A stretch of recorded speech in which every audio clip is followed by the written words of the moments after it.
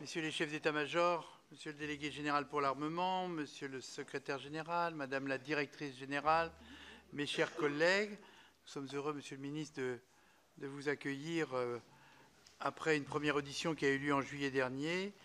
Et nous entrons maintenant dans le vif du sujet avec ce projet de loi de finances pour 2023, qui est une étape évidemment particulièrement importante, tant pour l'exécutif que pour le Parlement. Vous avez souhaité, Monsieur le ministre, être accompagné pour cette audition par les principaux responsables du ministère et les responsables de nos armées, le CEMA, le DGA, le SGA, les chefs d'état-major des armées de terre, de l'air et de l'espace, de la marine et la DGRIS. Je leur adresse à toutes, à vous, Madame, et à vous tous, un salut cordial et amical, tout en adressant des félicitations particulières au délégué général à l'armement et au secrétaire général pour leur entrée en fonction, ainsi qu'à Madame Alice Guiton au moment où elle va quitter ses propres fonctions. Comme j'ai eu l'occasion de vous le faire savoir, Monsieur le ministre, cette rencontre est importante pour le Sénat et donc pour mettre en œuvre ce dialogue auquel nous attachons évidemment la plus grande importance.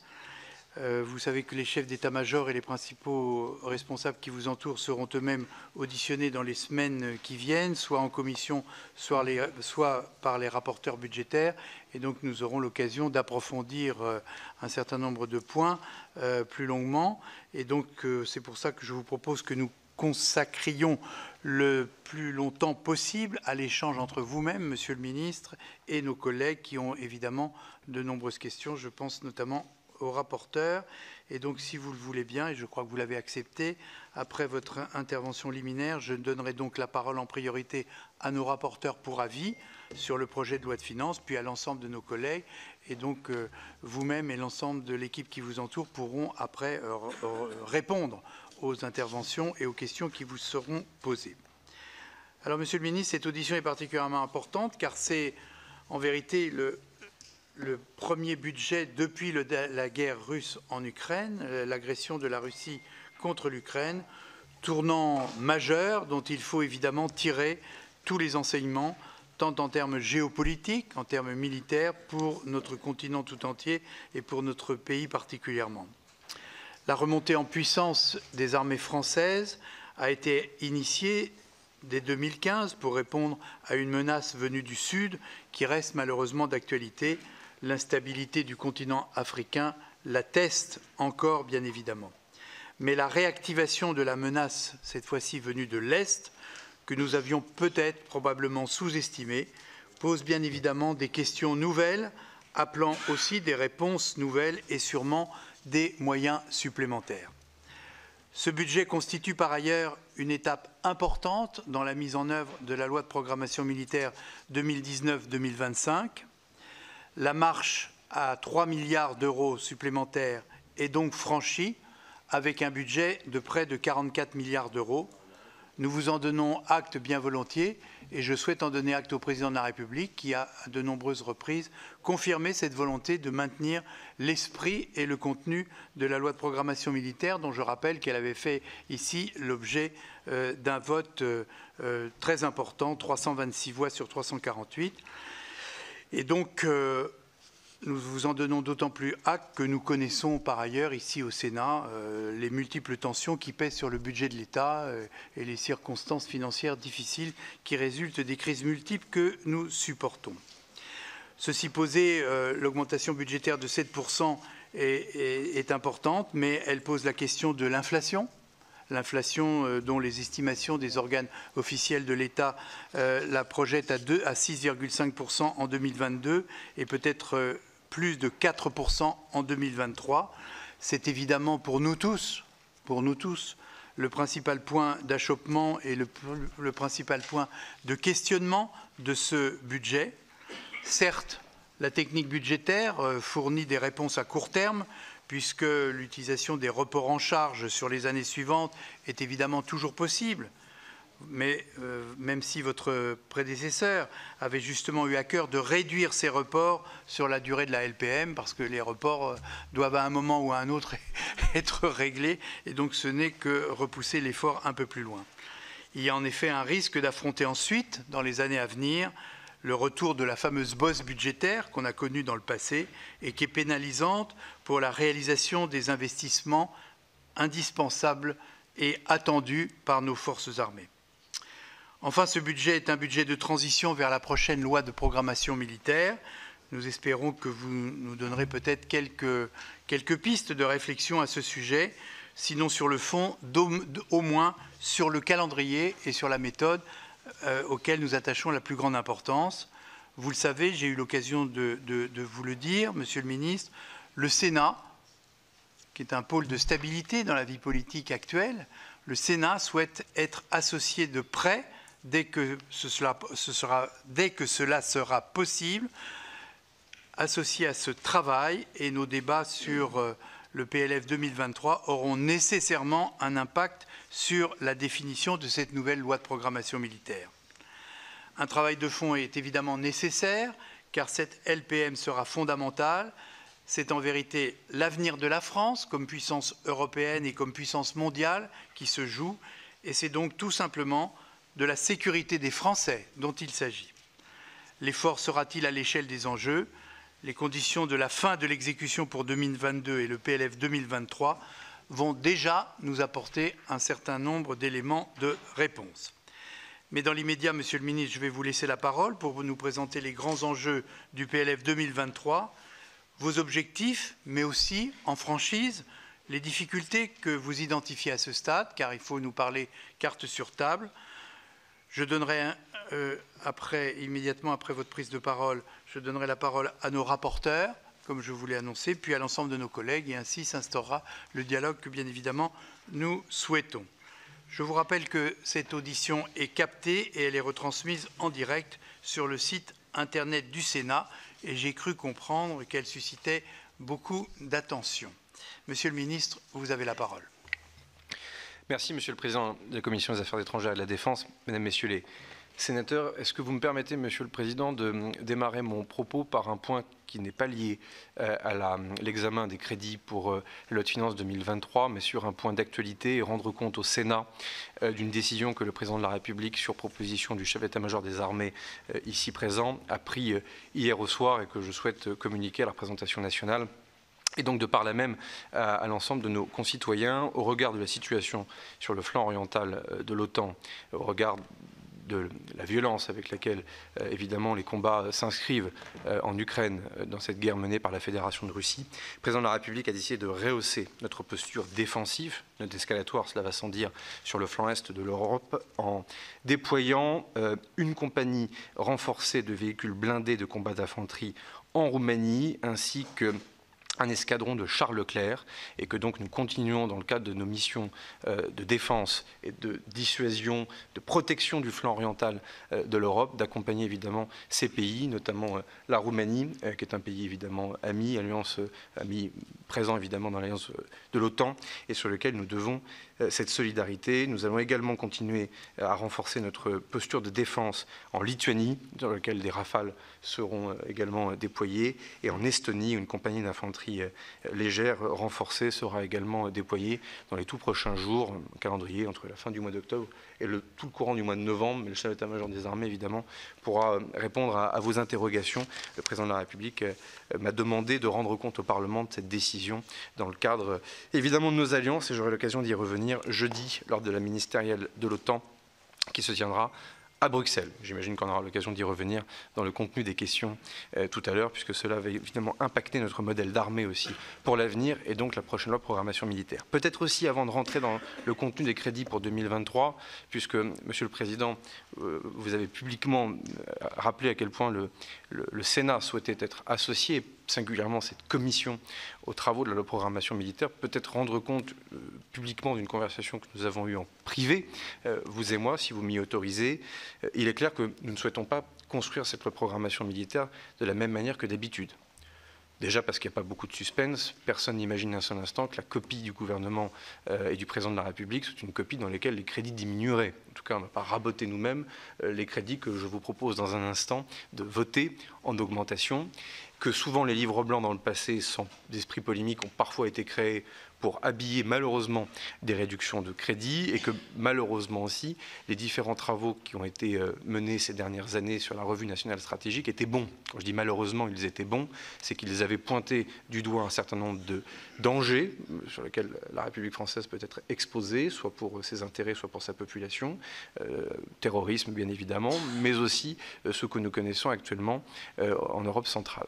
Et donc on a évidemment un devoir de réactivité dans la construction de cette loi de programmation militaire, et donc de manière peut-être un peu différente, nous souhaitons la construire avant même le dépôt et la présentation au Conseil des ministres, dans une plus grande intimité, si vous m'autorisez ce mot, avec les deux chambres, peut-être d'ailleurs parfois sur certains travaux de manière commune, mais aussi bien souvent de manière séparée, parce que les deux chambres ont une identité parfois sur ces sujets qui peuvent être intéressantes de ne pas abîmer ou de niveler par le bas. En tout cas, c'est les présidents de commission, évidemment, qui le décideront. Et si vous en êtes d'accord, Monsieur le Président, les premiers groupes de travail pourront se réunir, notamment avec les grands chefs ici présents du ministère. Un premier groupe de travail sur les réserves, un deuxième groupe de travail sur le plan famille, on y reviendra peut-être. Puis bien sûr, des groupes de travail spécifiques, nos alliances, les questions évidemment capacitaires, la part d'innovation, autant de groupes de travail que l'on va essayer de décliner et qui emmènent évidemment une grande partie des équipes du ministère des Armées, civiles ou militaires, le chef d'état-major des armées lui-même bien évidemment, les chefs d'état-major, la DGA sur les programmes capacitaires et évidemment le secrétaire général pour l'administration sur les sujets financiers. Peut-être aussi compléter ce point, après je rentre dans le contenu des crédits pour 2023, que la revue nationale stratégique a fait l'objet d'un travail en chambre, comme on dit si bien, interministériel, notamment piloté par le SGDSN. Vous avez salué la présence d'Alice Guiton, qui est la DGRIS du ministère. Évidemment, le ministère des Armées a apporté sa pierre à l'édifice. Et si vous en êtes d'accord, Monsieur le Président, peut-être qu'avec la ministre de l'Europe et des Affaires étrangères, nous pourrions nous rendre devant le bureau de la Commission ou la Commission, à votre guise, pour peut-être commencer à présenter les têtes de chapitre de cette revue nationale qui permettrait au Président de la République de s'adresser à la nation dans les temps à venir et de dresser justement la perspective, la mise à jour, ce que vous nous avez invité à le faire, ce que l'Ukraine a pu changer, peut-être aussi ce que l'Ukraine n'a pas changé et quelles sont les menaces qui continuent évidemment de nous guetter. Voilà les deux points liminaires, merci de m'avoir permis de le faire, sur la méthodologie avec le Sénat et peut-être aussi sur cette actualité malheureusement que nous connaissons sur le flanc oriental de l'Europe. Peut-être aussi que le format peut interroger, mais créer plus d'intimité avec le Parlement dans la manière de travailler implique à la fois, évidemment, d'être capable de créativité, ce seront les groupes de travail, mais aussi de rendre compte. Je suis frappé de voir, et c'est un point sur lequel je serais aussi heureux d'avoir l'impression du Sénat, c'est de voir que les crédits augmentent.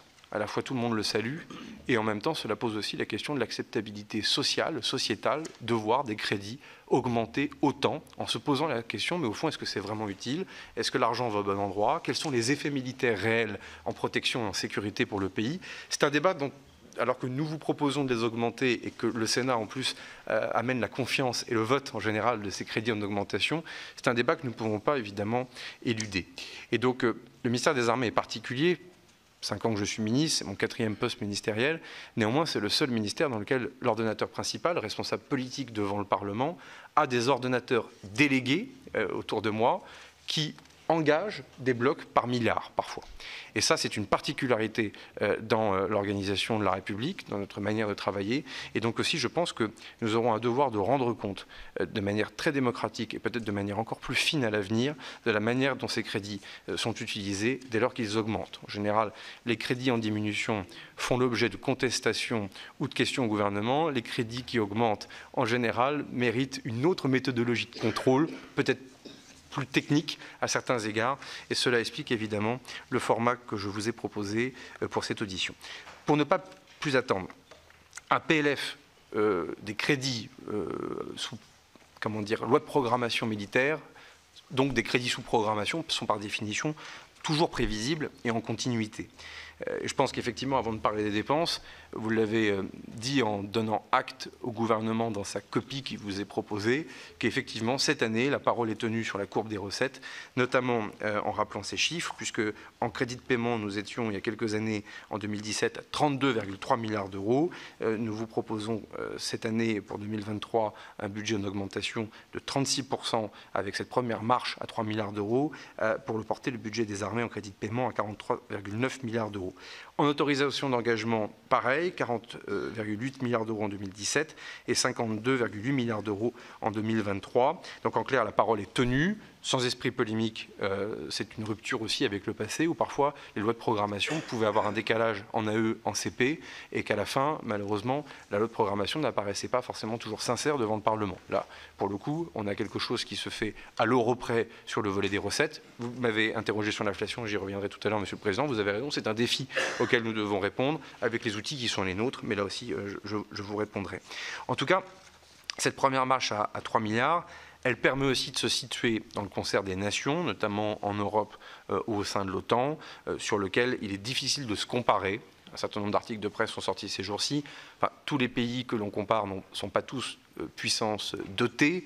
Tous les pays que nous comparons n'ont pas tous des outre-mer sur lesquels nous devons exercer une souveraineté, sans être désagréable ou désobligeant. Tous les pays que nous comparons n'ont pas toujours une armée d'emploi. Donc, au fond, il est toujours parfois difficile de comparer ce qui n'est pas toujours comparable. En tout cas, les crédits augmentent partout et dans les marches, évidemment, d'augmentation, la France fait partie des pays qui augmentent, notamment le plus puissamment, mais surtout qui n'a pas attendu l'Ukraine pour l'augmenter, ce qui quand même nous singularise de beaucoup de pays, y compris des pays de l'Alliance Atlantique. Pour ne pas être trop long, il y a une réalité aussi, c'est que les gros morceaux des dépenses depuis 2018, là j'en ai terminé pour les recettes, ces effets de remontée en puissance se confirment.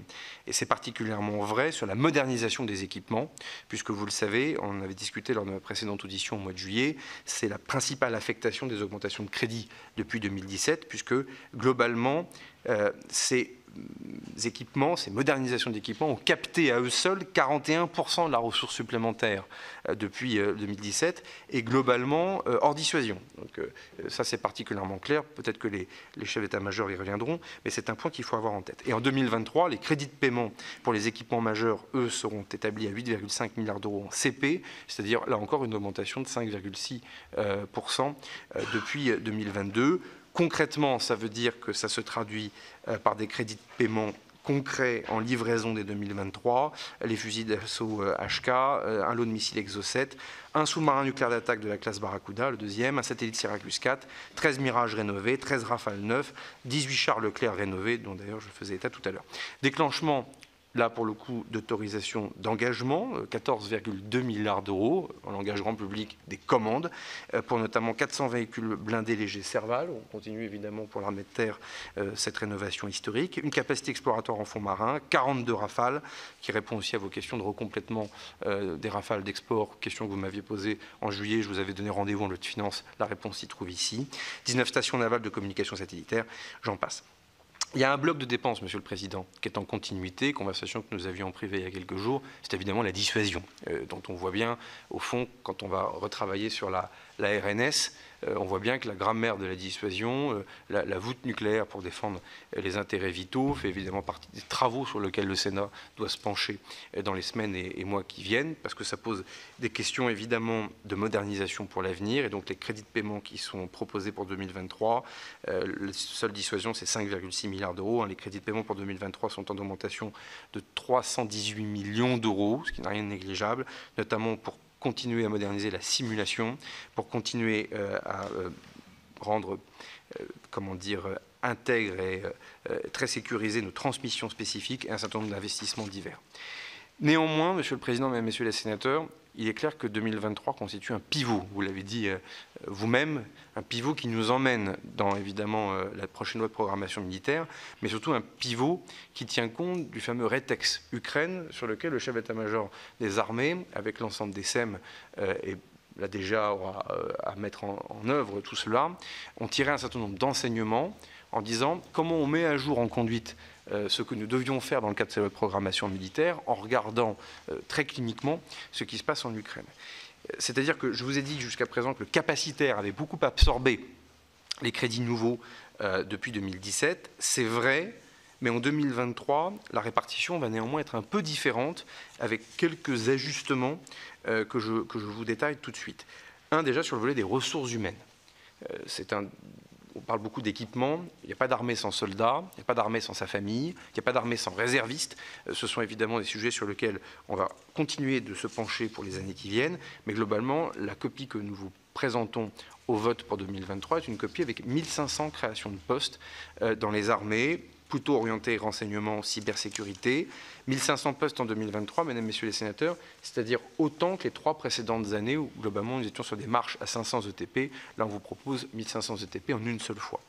Deuxième des choses, évidemment, la NPRM, sur laquelle j'avais répondu à vos nombreuses questions au mois de juillet. Réforme en 3 ans, entamée, évidemment, sous l'autorité de Florence Parly. Désormais, on est à la 3e marche avec les crédits que vous retrouverez dans cette copie. Évidemment, l'intégration du point d'indice de la fonction publique. Alors, j'ai eu des questions un peu curieuses à l'Assemblée nationale qui disaient, mais enfin, c'était pas prévu. En même temps, une loi de programmation n'est pas une loi de fixation. Je veux dire, le ministère reste vivant avec ce qui peut se passer. Donc en conduite, évidemment, on prend aussi dans les crédits ce qu'il est normal. Ça aurait été curieux de ne pas faire l'augmentation du point d'indice pour le seul ministère des Armées. Donc évidemment, nous assumons cette décision. Plus 357 millions d'euros en 2023. Et je vous parlais du plan famille qui continue sa montée en puissance avec globalement 180 millions d'euros dans cette copie. Sachant que, Monsieur le Président, si vous en êtes d'accord, je vous propose de coproduire le plan famille 2 en lien directement, notamment avec le Sénat, puisque je compte avoir une approche un peu nouvelle avec les collectivités territoriales qui, parfois, n'ont pas été mis de côté, c'est pas vrai, mais en tout cas n'ont pas forcément été assez intégrés dans la manière où un territoire, lorsqu'il a un régiment, une base navale, une base aérienne ou une entité de la DGA, peut justement améliorer le parcours de la famille du combattant localement. J'en sais quelque chose comme élu de l'heure avec la base aérienne 105. Il y a du mieux et ça, pour le coup, le retour territoire, si j'ose dire, du Sénat nous sera évidemment précieux. Non, l'autre volet sur lequel il y a évidemment non pas un pivot, mais un durcissement, pour citer mon voisin de droite, important, ce sont évidemment les munitions. Ça, c'est un rétexte lourd, il est évidemment très structurant. Munitions, et je rajouterai maintien en conditions opérationnelles. C'est ces 2 jambes, au fond, qui font de notre armée une armée d'emploi. Ça, pour le coup, le SEMA, évidemment plus sachant que moi sur cette affaire, ce sont ces propositions qui ont évidemment suscité notre validation immédiate, et donc nous vous demandons de bien vouloir les valider. C'est globalement pour l'année 2023, 5 milliards d'euros en plus pour le seul maintien en conditions opérationnelles, dont je précise que 57% des dépenses seraient fléchées par la maintenance de nos moyens aéronautiques, dont on sait très bien que leur disponibilité reste toujours un enjeu pour nous tous. Les munitions, vous disais-je, c'est 2 milliards d'euros que nous proposons dans cette copie pour 2023, c'est-à-dire 500 millions d'euros de plus que sur l'année 2022. C'est clé, ça veut dire 60% de crédit en plus par rapport à 2019. Alors les millions et les milliards ne veulent pas dire grand-chose. Si on le dit autrement, c'est commande de 200 missiles de moyenne portée, c'est commande de 100 missiles SAMP-T, qui par ailleurs font l'objet d'une actualité, livraison de 100 missiles RR Mika, des bombes air-sol, 10 000 munitions 155 mm pour les canons César, là aussi désormais munitions bien connues, 50 millions de munitions, c'est une classe en tout cas de cible pour les munitions de petit calibre, des obus pour les Rafales, bref, une liste importante, mais qui vient donner du concret sur notre capacité à remonter en puissance sur nos stocks de munitions. Et évidemment avec un effort majeur pour les équipements individuels, c'est la 3e somme, à savoir 1,7 milliard d'euros, gilets pare-balles, treillis, etc. Dernier point, un effort sur les infrastructures. Vous visitez, mesdames, messieurs les sénateurs, beaucoup d'unités de toutes les armées. Parfois, entre nos milliards à Paris et la réalité bâtimentaire sur le terrain, il y a un petit délai, une inertie parfois dans la manière dont tout ça profite à la vie quotidienne des forces armées. Nous en sommes conscients et donc c'est un point d'attention majeur avec 2 milliards d'euros en crédit de paiement, c'est-à-dire pas des commandes, mais vraiment des travaux réalisés pour l'année 2023, sachant qu'il faut dissocier les infrastructures militaires, les nouveaux équipements pour les sous-marins ou pour les Rafales par exemple, ou pour le MRTT, ou pour les différentes stations d'accueil pour les équipements de la galaxie Scorpion, infrastructures militaires pures si j'ose dire, et de l'autre côté les infrastructures civiles en emprise militaire, en clair l'hébergement ou les bâtiments collectifs, mais je pourrais évidemment répondre à vos questions. Pour conclure, Monsieur le Président, ce que je vous avais promis de ne pas être trop long, et j'essaie toujours de tenir mes promesses, peut-être 2 points d'attention qu'il ne faut pas prendre comme une fin en soi, mais comme le pivot pour la LPM à venir, le spatial et le cyber, dont on voit bien que ces 2 sujets sont soumis à exigence d'innovation, exigence aussi dans la compétition dans laquelle nous nous trouvons, hein, de manière évidemment très claire. Là, je crois qu'un certain nombre de questions me seront posées, mais sur le spatial, c'est 702 millions d'euros en CP en 2023. Bon, c'est dual, donc il y a le spatial militaire dont je vous rends compte, mais enfin, on sait très bien que le spatial civil peut aussi soutenir le spatial militaire, et pour cause, il s'agit de nos lanceurs. En tout cas, 10 hubs de théâtre Syracuse 4 sont programmés, 37 stations tactiques satellitaires, la livraison d'un satellite Syracuse 4 en tant que tel, j'en passe. Pareil pour le cyber, où là, je vous en parlais tout à l'heure sur les efforts RH, mais on voit que c'est un enjeu. Alors, il y a un enjeu pour le territoire national, dont le ministère des Armées n'est pas seul compétent. Il y a un enjeu également aussi sur les emprises militaires à l'étranger. On le voit notamment aussi avec la guerre informationnelle qui peut être menée désormais dans cette hybridité en dessous du conventionnel, alors bien en dessous de la voûte nucléaire, cela va sans dire, en dessous aussi du conventionnel classique tel que nous le connaissons. On a désormais aussi une autre guerre auquel nous devons faire face, c'est cette hybridité. Et évidemment, le cyber, il prend toute sa part. 2023, ça sera aussi, et ça sera mon dernier mot, une année de tuilage pour notre BITD et pour les opérations. Je vous avais rendu compte en juillet et nous avons tenu le calendrier de la manœuvre du Mali vers le Niger. C'est donc un nouvel agenda aussi de présence française en Afrique. Vous y étiez récemment, Monsieur le Président, qui se déroule devant nous. Il faudra vous en rendre compte dans le cadre de la RNS parce que ce que nous allons y faire conditionne évidemment la programmation militaire. Les missions de l'OTAN en direct, si j'ose dire, ce que je viens de vous annoncer tout à l'heure, montre bien que tout ça va être très évolutif et donc conditionne aussi ce que nous attendons de nos armées. Les missions onusiennes dont nous parlons peu, mais enfin nous continuons d'être engagés, la FINUL au Liban étant évidemment peut-être une des plus symboliques, et évidemment les mécanismes de la LPM sur ces sujets restent inchangés, puisque nous continuons d'être une armée d'emploi, donc les mécanismes d'auto-assurance, tout ce que vous connaissez, évidemment sont proposés dans cette copie de crédit pour 2023 pour permettre aux armées de continuer à travailler. Économie de guerre, c'est dans la feuille de route du DGA ici présent. À un moment donné, évidemment, on ne peut pas gagner la guerre de demain avec les équipements d'hier. Pour autant, on le voit bien aussi, la rusticité et la disponibilité des équipements et la capacité à produire vite font désormais partie aussi du modèle d'armée. Donc au moment où l'armée pivote, fait œuvre de cohérence, et procède à un certain nombre de durcissements. Il faut donc aussi embarquer la BITD avec nous.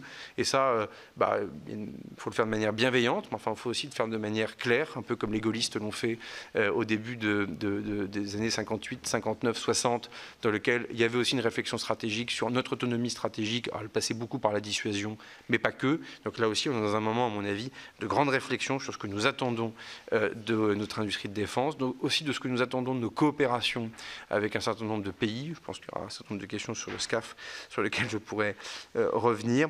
Et évidemment, tout ça n'est rien sans réfléchir aux forces morales, qui est l'expression que le président de la République a employée au discours de Brienne. Le force morale, c'est la question de l'évolution du SNU. Une secrétaire d'État pourra rendre compte devant vous directement des travaux. Pas la peine de parler de l'armée de demain si on oublie la mémoire et les anciens combattants.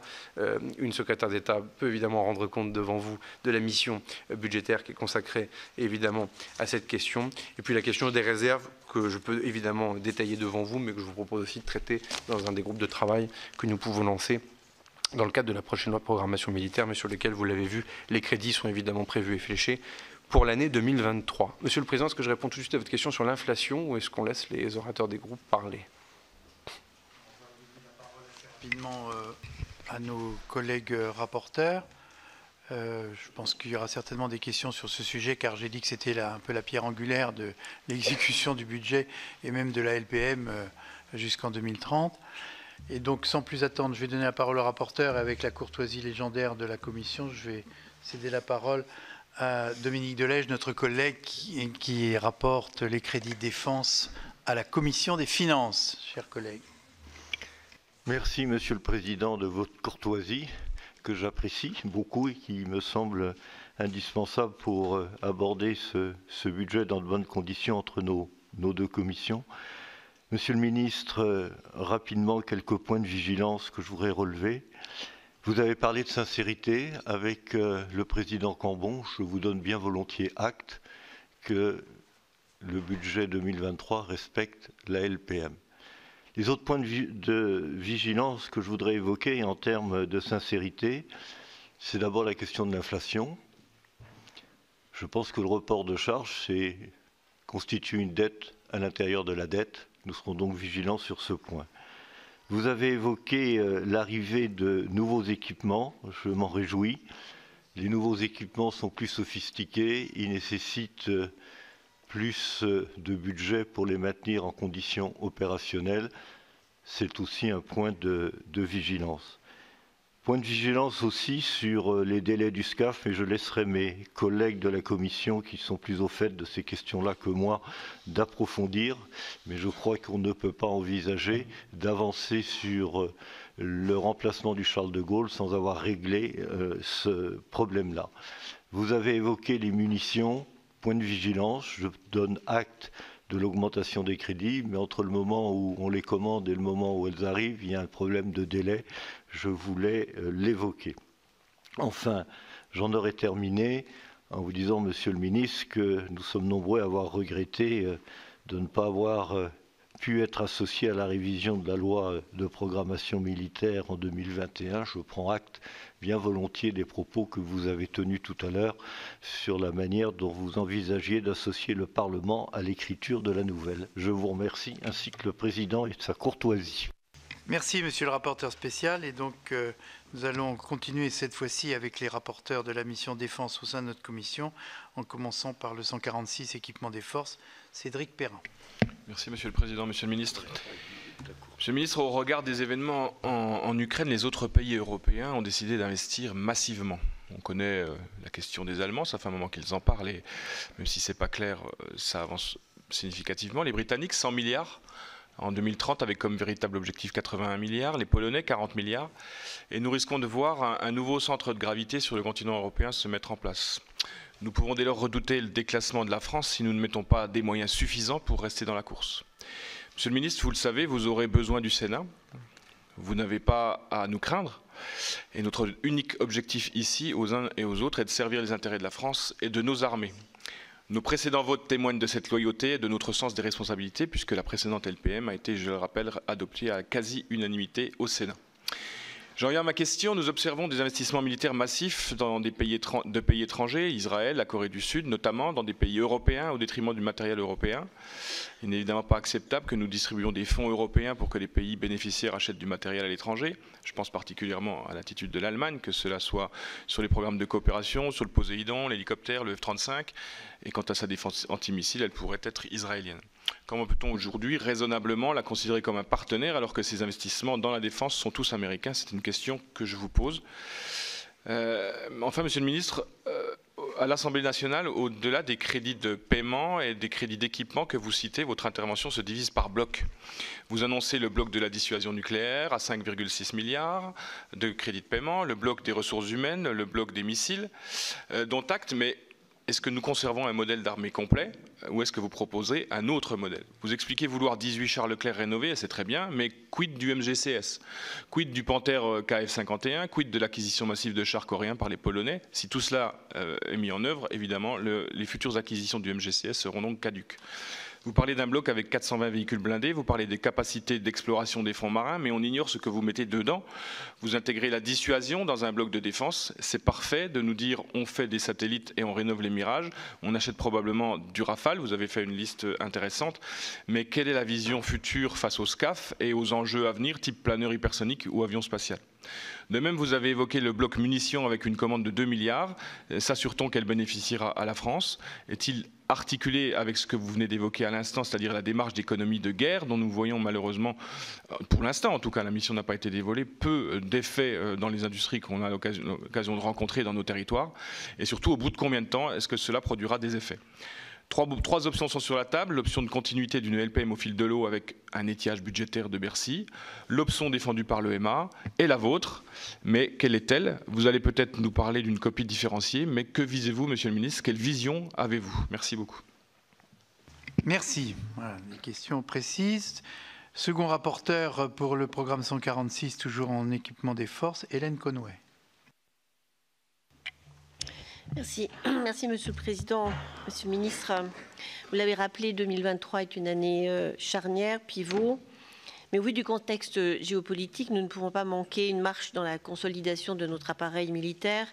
Mais ce qui rend finalement l'exercice difficile cette année, c'est de ne pas avoir de cadrage et de ne pas savoir exactement ce qui va entrer dans la LPM, car nous n'avons aucune visibilité sur ce qui sera validé ou non des différentes copies qui ont été rendues par les différents corps d'armée à la fin de l'été. Et donc, de ne pas être certain que nous ferons finalement les bons choix dès cette année. Une LPM, c'est l'opposé du court terme et de la somme des divers besoins. Et 2023 doit donc s'inscrire dans une vision sur le long terme dont nous avons vraiment besoin. Alors moi, je vais rentrer dans le détail du budget. D'abord, l'article 4 dispose que les surcoûts nets OPEX et MECENT doivent être financés en interministériel. Ce dispositif a été partiellement mobilisé en 2021 et compte tenu de la réorganisation de Barkhane et de la mise en place de la mission Aigle, pourriez-vous nous indiquer à combien est évalué le surcoût net ? Un dispositif de financement interministériel est-il envisagé ? Quel montant sera prélevé, le cas échéant, sur le programme 146 ? D'autre part, l'article 5 de la LPM actuelle prévoit des crédits supplémentaires pour compenser la hausse du coût des carburants. Où sont ces crédits ? J'ajouterai que 350 millions seront consacrés à la revalorisation de la valeur du point d'indice de la fonction publique. Comment sont-ils financés ? Enfin, le président de la République a annoncé la création d'un fonds spécial de 100 millions d'euros supplémentaires pour l'Ukraine. Là encore, se pose la question du financement. Alors bien sûr, tous ces crédits entament les 3 milliards d'augmentation. Il n'est pas question de les contester, mais nous aimerions mieux comprendre les arbitrages qui permettent de les financer à enveloppe globale constante. Enfin, pourriez-vous évoquer le format Rafale à l'horizon 2025 qui souffre d'un décalage d'une année entre la commande et les livraisons des appareils, qui sont d'ailleurs livrés dans une cadence plutôt soutenue. Et ce manque d'appareils disponibles a d'ailleurs une incidence sur le nombre d'heures de vol des pilotes qui est passé de 180 à 150 heures de vol par an. Cette sous-capacité est d'autant plus problématique que les derniers Mirage 2000C ont été retirés du service. Envisagez-vous d'acquérir des appareils à l'étranger pour combler cette sous-capacité ? Je vous remercie. Merci, ma chère collègue. Je rappelle pour ceux qui nous suivent que la tradition ici à la Commission des Affaires étrangères et de la Défense fait que sur chaque programme, nous avons toujours un rapporteur de la majorité et un de l'opposition. Et donc, cela nourrit notre débat. Nous allons passer au programme 144, Environnement et prospective de la politique de défense. On va commencer donc par Pascal Alizard. Merci, Monsieur le Président, Monsieur le Ministre, Madame la Directrice Générale, Messieurs les officiers généraux et délégués généraux. Il est, je le crois, difficile de détacher cet exercice budgétaire de l'actualité immédiate, sans pour autant, Monsieur le Ministre, négliger la prospective, l'innovation et le renseignement. C'est le propre du programme 144. Je voudrais donc soulever 4 points d'attention relatifs aux études amont et au financement de la BITD. Premier point, ce sont les crédits consacrés aux études amont qui augmenteront à hauteur de 1,5% en crédit de paiement pour atteindre le milliard d'euros prévu par la LPM, et on s'en réjouit. En revanche, les autorisations d'engagement, elles, diminueront légèrement de l'ordre de moins 0,2%. Pourriez-vous nous préciser les raisons de cette diminution qui, a priori, impactera négativement le domaine de l'information et du renseignement classique hors espace? Toujours en lien avec les études amont, mais cette fois dans l'aéronautique, lors de votre déplacement à Berlin en septembre dernier, vous êtes montré très affirmatif en indiquant, je cite, que le SCAF, pour lequel des études amont ont été lancées, le SCAF est attendu autant par Berlin que par Paris, et ce projet se fera. On ne peut pas être plus direct, je me permets de vous citer. Pourriez-vous nous indiquer, à la date où nous échangeons aujourd'hui, où en sont les discussions au niveau politique entre la France et l'Allemagne, ainsi qu'au niveau industriel entre Airbus et Dassault, et si un calendrier précis sur ce projet peut être attendu à brève échéance. Second point, s'agissant du financement de la BITD, le 13 juillet dernier, le Président de la République a rappelé, et à juste titre, sa vigilance face aux conséquences des projets de taxonomie européenne sur l'investissement dans les innovations de défense. Or, il semblerait que certaines dispositions de la proposition de directive devoir de vigilance en matière de durabilité des entreprises adoptée par la Commission en février dernier pourrait s'avérer problématique si elle devait être appliquée à l'industrie de défense. Je pense en particulier à l'intégration de l'aval de la chaîne de valeur, ce qui pourrait poser problème s'agissant de matériel de guerre, de leur exportation, ou encore la vérification du respect de certaines obligations par une autorité indépendante, ce qui bien évidemment soulève des questions en matière de sécurité et de confidentialité. Pourriez-vous, Monsieur le ministre, nous indiquer ce qu'entend faire votre ministère afin d'éviter que cette directive se traduise par des contraintes trop lourdes, voire par des sanctions à l'encontre des entreprises de la BITD? Troisième point, c'est un projet de vente de la pépite électronique Excelia à un potentiel acquéreur étranger qui pose à nouveau la question du financement et de la protection de nos entreprises. Comment vos services suivent-elles cette vente? Et quatrième et dernier point, après l'abandon du projet Province de France de votre prédécesseur et à la lumière de l'actualité de la guerre en Ukraine, vous avez annoncé des budgets significatifs sur les munitions, mais la relance d'une filière munitions de petit calibre en France vous semble-t-elle être d'actualité? Voilà, Monsieur le Ministre, je vous remercie. Merci, Monsieur le rapporteur. Merci, Pascal. Yannick Vaugrenard. Oui, merci, Monsieur le Président. Monsieur le Ministre, à l'heure où nous vous recevons, la guerre en Ukraine entre dans une nouvelle phase de durcissement dont l'issue ne peut que nous inciter à revenir à la question fondamentale du rôle de la France au sein de l'OTAN et du rang qu'elle peut y tenir, compte tenu de ce moyen actuel et de ceux que nous envisageons de nous doter dans le cadre de la future loi de programmation militaire 2024-2030. Rappelons que le programme 144, que je partage avec mon collègue Pascal Alizard, s'intitule « Environnement et prospective de la politique de défense ». Il est donc au cœur de la réflexion qui doit collectivement nous conduire à identifier les enseignements du conflit en Ukraine pour les traduire en nouvelles priorités pour l'innovation de défense. Nous avons également évoqué les angles morts de l'industrie de défense française en matière de drones armés, de munitions rôdeuses et de défense aérienne du territoire, pour ne citer que quelques exemples. Il ne s'agit donc pas seulement de réagir à la guerre en Ukraine, mais aussi d'anticiper les menaces futures. Ma question est simple. Est-il crédible qu'en seulement 2 mois, et dans l'urgence, une nouvelle loi de programmation militaire soit déjà budgétée dans une fourchette comprise entre 435 milliards d'euros pour 7 ans, sur la demande des états-majors, et 375 milliards pour Bercy? N'est-ce pas surprenant de discuter d'une échelle de coûts préalablement aux indispensables besoins? Quant à la proposition de Bercy, nous pouvons considérer qu'elle est un peu ubuesque. La période que nous traversons, et ça a été rappelé, est probablement la plus préoccupante depuis 1945 et la crise des missiles de Cuba en 1962. Notre société et nos démocraties peuvent être remises en danger. Nos libertés fondamentales, collectives et individuelles peuvent être remises en cause.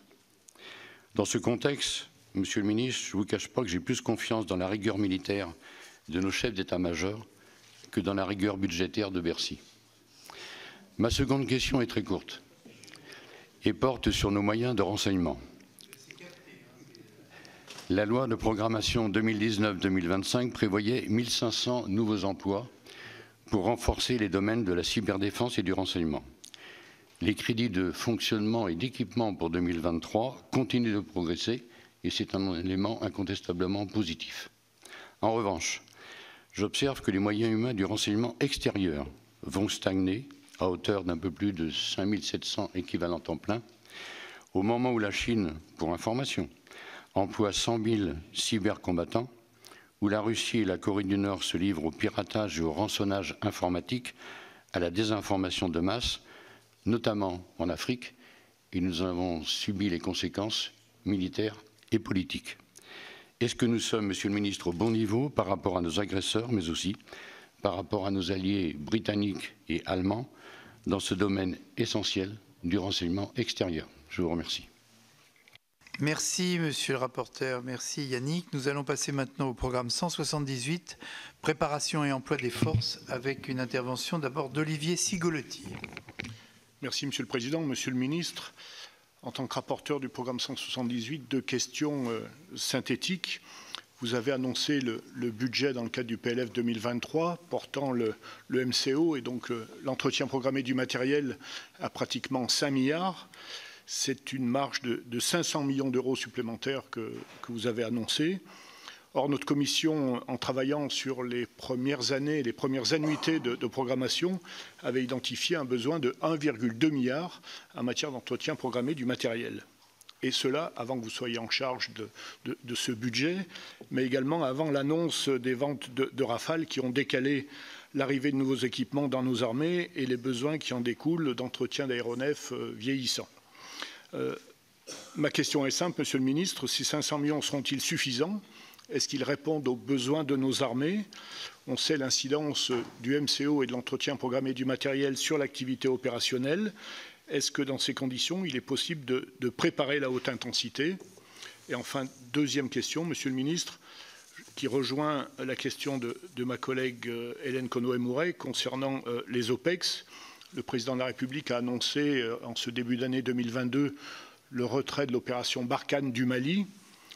C'est chose faite depuis le 15 août de cette année. Barkhane avait un coût d'environ 700 millions d'euros par an, environ 2 millions d'euros par jour. Qu'est-ce qu'il en sera dans ce nouveau format avec ce redéploiement au Niger et au Tchad?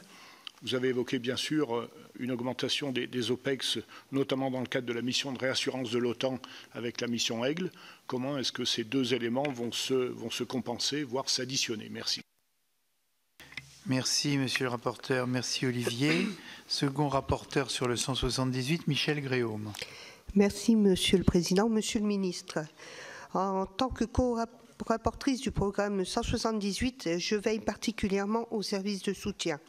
Vous connaissez mon inquiétude récurrente et mon attention à l'évolution des effectifs du service de santé des armées qui a accusé un déficit pour les médecins du premier recours de 136 postes en 2021. Cette année, pour la première fois depuis 7 ans, seul l'effectif moyen réalisé nous a été communiqué et non le plafond ministériel des emplois autorisés. Cet oubli regrettable nous empêche de calculer le déficit en médecins. Je compte donc sur vous, Monsieur le Ministre, pour nous le donner, ainsi que le taux de projection des équipes médicales qui atteignait 125% en 2021 et le taux de projection des équipes chirurgicales qui dépassait quant à lui les 200%. J'attire également votre attention sur l'iniquité de traitement des personnels du Centre de transfusion sanguine des armées et de l'Institut de recherche biomédicale des armées, injustement exclus des mesures du Ségur de la santé, donc du bénéfice du complément de traitement indiciaire, en raison d'une rédaction trop restrictive des décrets d'application. Il est impératif de remédier à cette situation dans les meilleurs délais.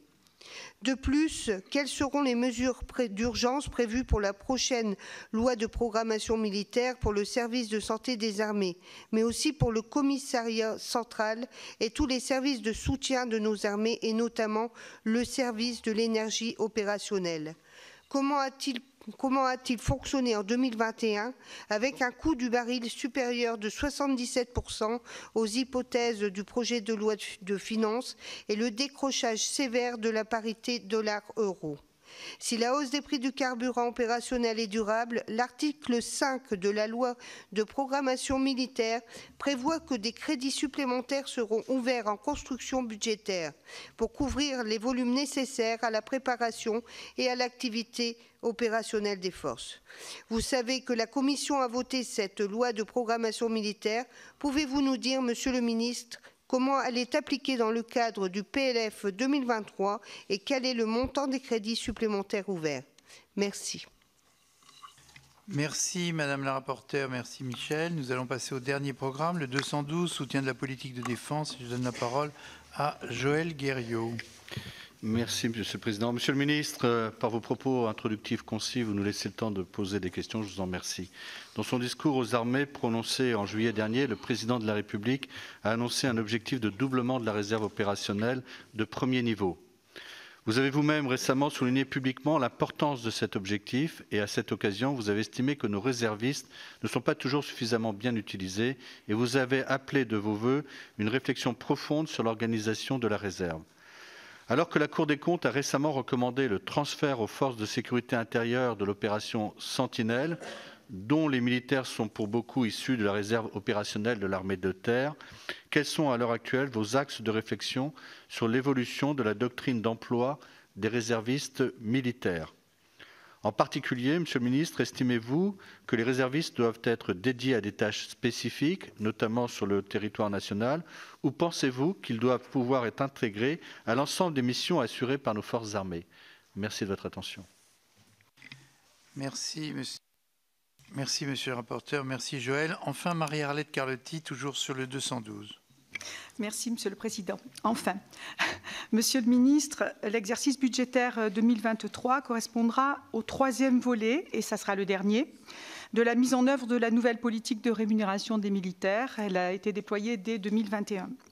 Alors, si cette réforme a permis d'améliorer la lisibilité au niveau des primes, puisque vous êtes passé de 170 primes à 8, donc avec une clarification tout de même, elle n'aura toujours pas permis une vraie revalorisation de la rémunération, ni de nos soldats, ni de nos marins, ni de nos aviateurs dans l'ensemble de nos forces armées. Le Haut Comité d'évaluation de la condition militaire que nous recevons régulièrement a souligné, et ça fait longtemps, et il le dit depuis très longtemps, un vrai décrochage entre le niveau de vie des militaires et celui des fonctionnaires civils qui ne va pas très bien non plus, et un décrochage encore plus grand envers le niveau de vie des employés dans le secteur privé, qui là aussi ne se porte pas terriblement bien. Sauf que ce décrochage est important alors que les suggestions sont très importantes dans l'armée. Alors aujourd'hui, avec une inflation qui atteint 6% en glissement annuel, nous estimons qu'il devient vraiment essentiel de préserver le pouvoir d'achat du personnel des armées. Donc, Monsieur le Ministre, dans ce contexte, pensez-vous que le niveau actuel de rémunération suffit pour assurer l'attractivité de nos armées, parce que c'est extrêmement inquiétant? Y a-t-il des pistes de réflexion que vous avez tout à l'heure évoqué l'intégration du point d'indice de la fonction publique, mais y a-t-il des indices de réflexion, des pistes de réflexion pour la prochaine loi de programmation militaire dans ce domaine?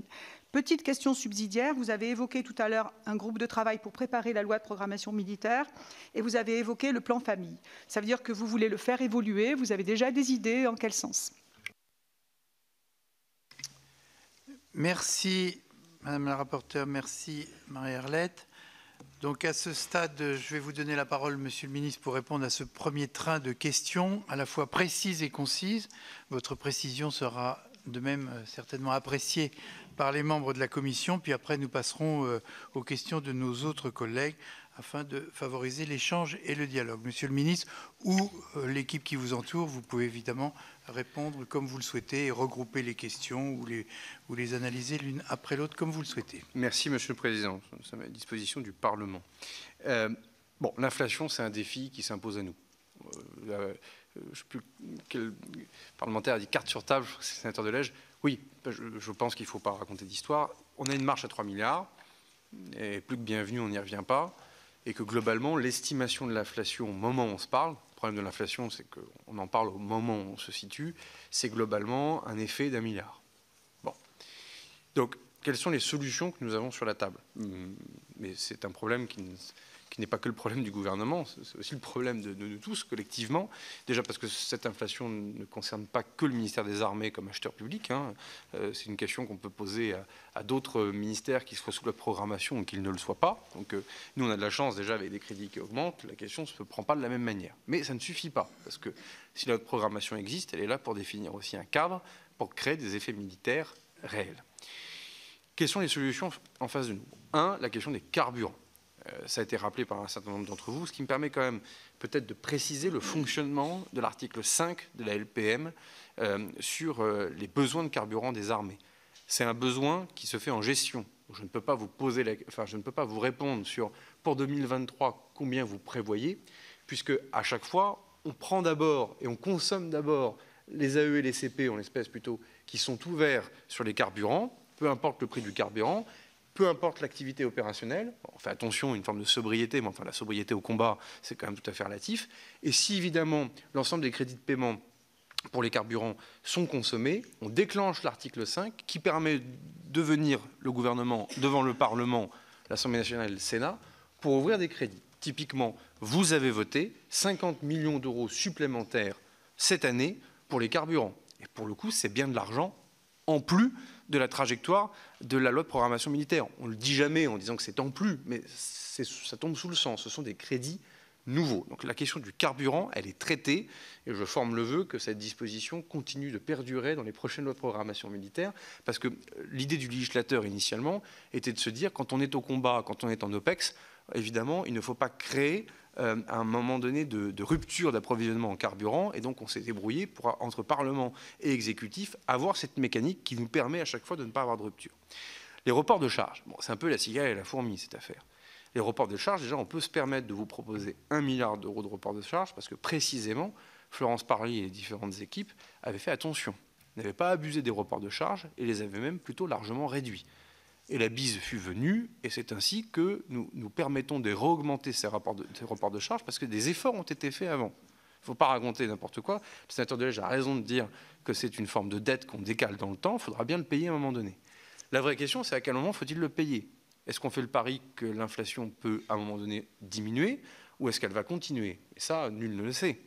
Donc, c'est mon troisième point pour répondre très précisément à l'inflation. Moi, je défends la proposition de report de charge parce qu'elle permet de garder les effets des 3 milliards pour nos armées l'année prochaine.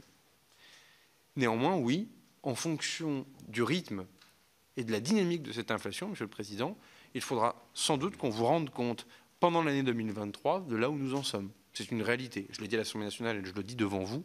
Nous avons donc un rendez-vous sur l'analyse de cette inflation dans l'année 2023, mais au moment où je vous demande d'ouvrir des crédits pour les armées, il est clair que le report de charge permet de garantir les effets à 3 milliards. Après, il faudra évidemment le traiter. Sur le SCAF, j'y répondrai peut-être en mutualisant les différentes réponses, comme pour les munitions.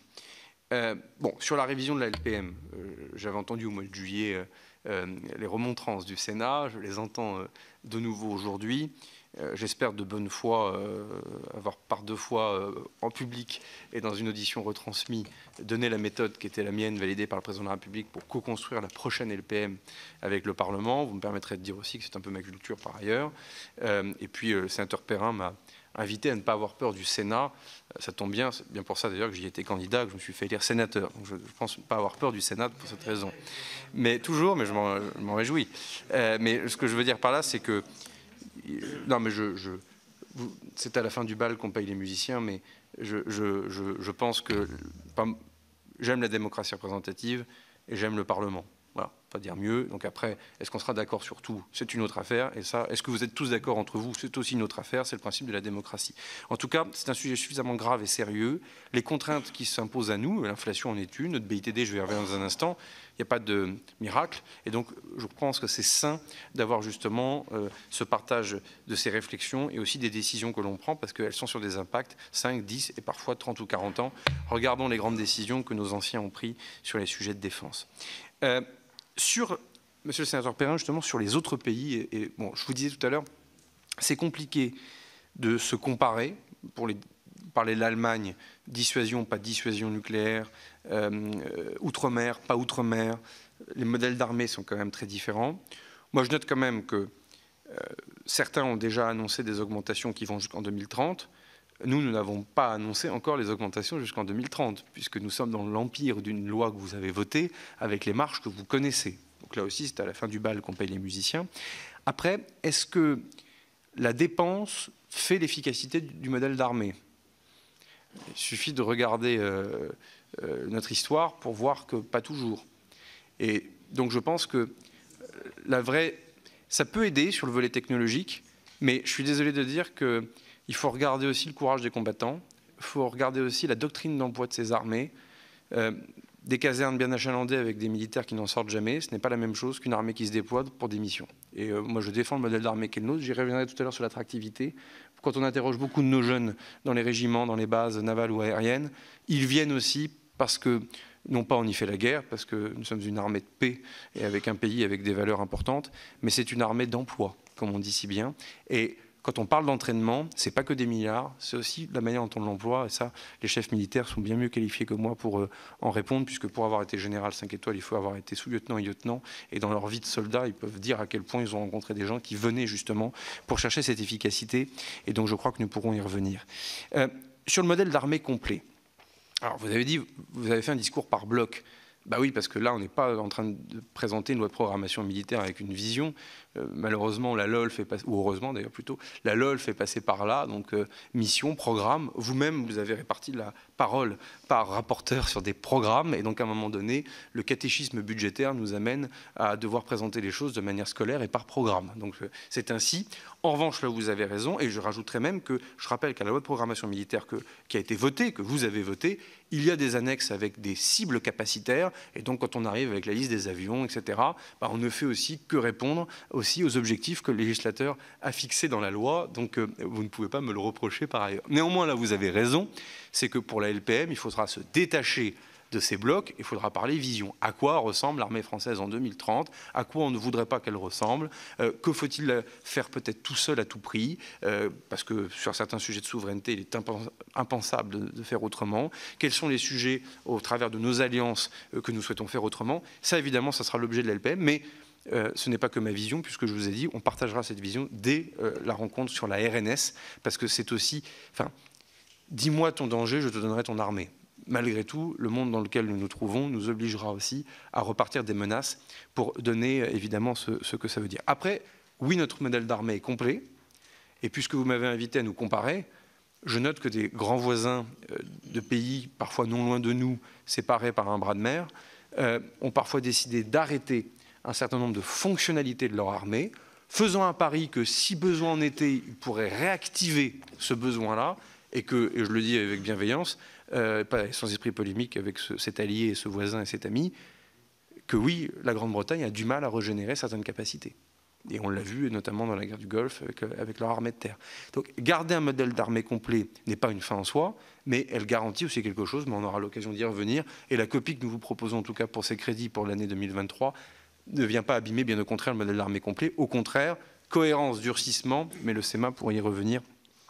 Parce que c'est évidemment lui qui a proposé cette vision stratégique au pouvoir politique et évidemment nous l'endossons complètement parce qu'elle est pleine de bon sens et elle fait au fond ce pivot, hein, au regard aussi de ce que nous vivons, dissolution du pacte de Varsovie, années 90, années 2000, terrorisme militarisé, et là de nouveau on a quand même et du terrorisme militarisé, parce que plus personne ne parle du terrorisme en Afrique, mais enfin c'est quand même une actualité douloureuse et difficile pour nos alliés et amis africains, et que de l'autre côté on a cette menace désormais sur le flanc oriental de l'Europe, plus les menaces hybrides, plus d'éventuelles menaces d'une autre nature sur nos outre-mer, de là où je viens, je peux vous en parler, et donc tout ça donne aussi une projection de ce à quoi doit ressembler notre armée demain, mais on aura l'occasion évidemment d'y revenir. Les munitions, oui, elles sont pour la France, à l'exception peut-être de ce que le président de la République pourrait donner à un allié et un ami qui s'appelle l'Ukraine, puisque nous l'avons déjà fait. Donc évidemment, à l'exception de cela, il va sans dire que nous nous dotons de munitions pour notre propre pays, et que la seule exception,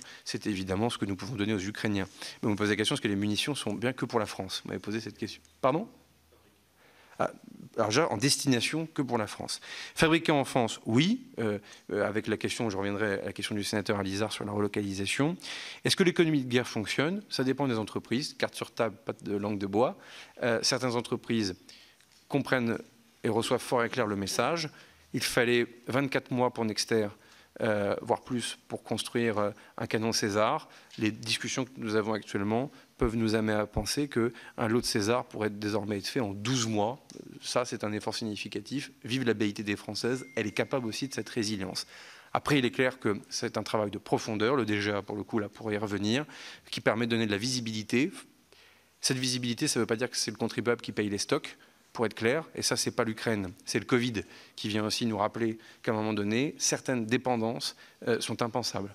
Et ça, pour le coup, il faut revenir aussi sur certains types de munitions, sur certains types d'équipements, à quelque chose de plus chimiquement pur. Là aussi, c'est une vision un peu gaullienne, peut-être, de l'industrie de défense, mais nous devons la défendre. Et ça, peut-être que parfois, il faudra accompagner. Peut-être parfois, pardon de le dire, il faudra être aussi ferme en tant qu'État client. Et la fermeté ne veut pas dire qu'on est malveillant vis-à-vis de nos entreprises. Mais je compte sur le Sénat, justement, aussi, pour trouver le bon ton, qu'il faut avoir avec notre industrie, qui fait notre fierté et dont on salue les équipes parce que leur engagement est complet. Alors, vous avez dit, votre vision, Monsieur le Ministre, quelle est-elle? Bon, je pense avoir répondu déjà avec les quelques points que je viens de vous donner. Madame la Ministre, les coûts des OPEX. Merci de cette question parce qu'elle est clé, Madame la Ministre Conway. Bon, déjà, vous avez toujours une provision qui n'existait pas toujours dans le passé, hein, d'1,2 milliard d'euros par an. Alors, la provision, ça veut dire ce que ça veut dire. Si c'est en dessous, c'est que ça fonctionne. Si c'est au-dessus, il faut trouver une autre solution. Quand on est au-dessus, l'autre solution reste la solidarité interministérielle, qui, je le dis, est un bon principe. C'est la loi, et c'est un bon principe. Loi votée, parce qu'il y a quelque chose de différent à défendre le pays et à être engagé en OPEX, et qu'un même principe que pour les carburants, on ne doit pas être freiné dans la capacité A. Et puis, dernier point, mais ça, on le sait au Parlement, et le Covid, malheureusement, est venu nous amener beaucoup de lois de finances rectificatives pour les raisons que vous connaissez, la gestion et la capacité, évidemment, en conduite, de modifier les choses. Pour la question, Madame la Ministre, sur 2022, je ne peux pas encore répondre à votre question.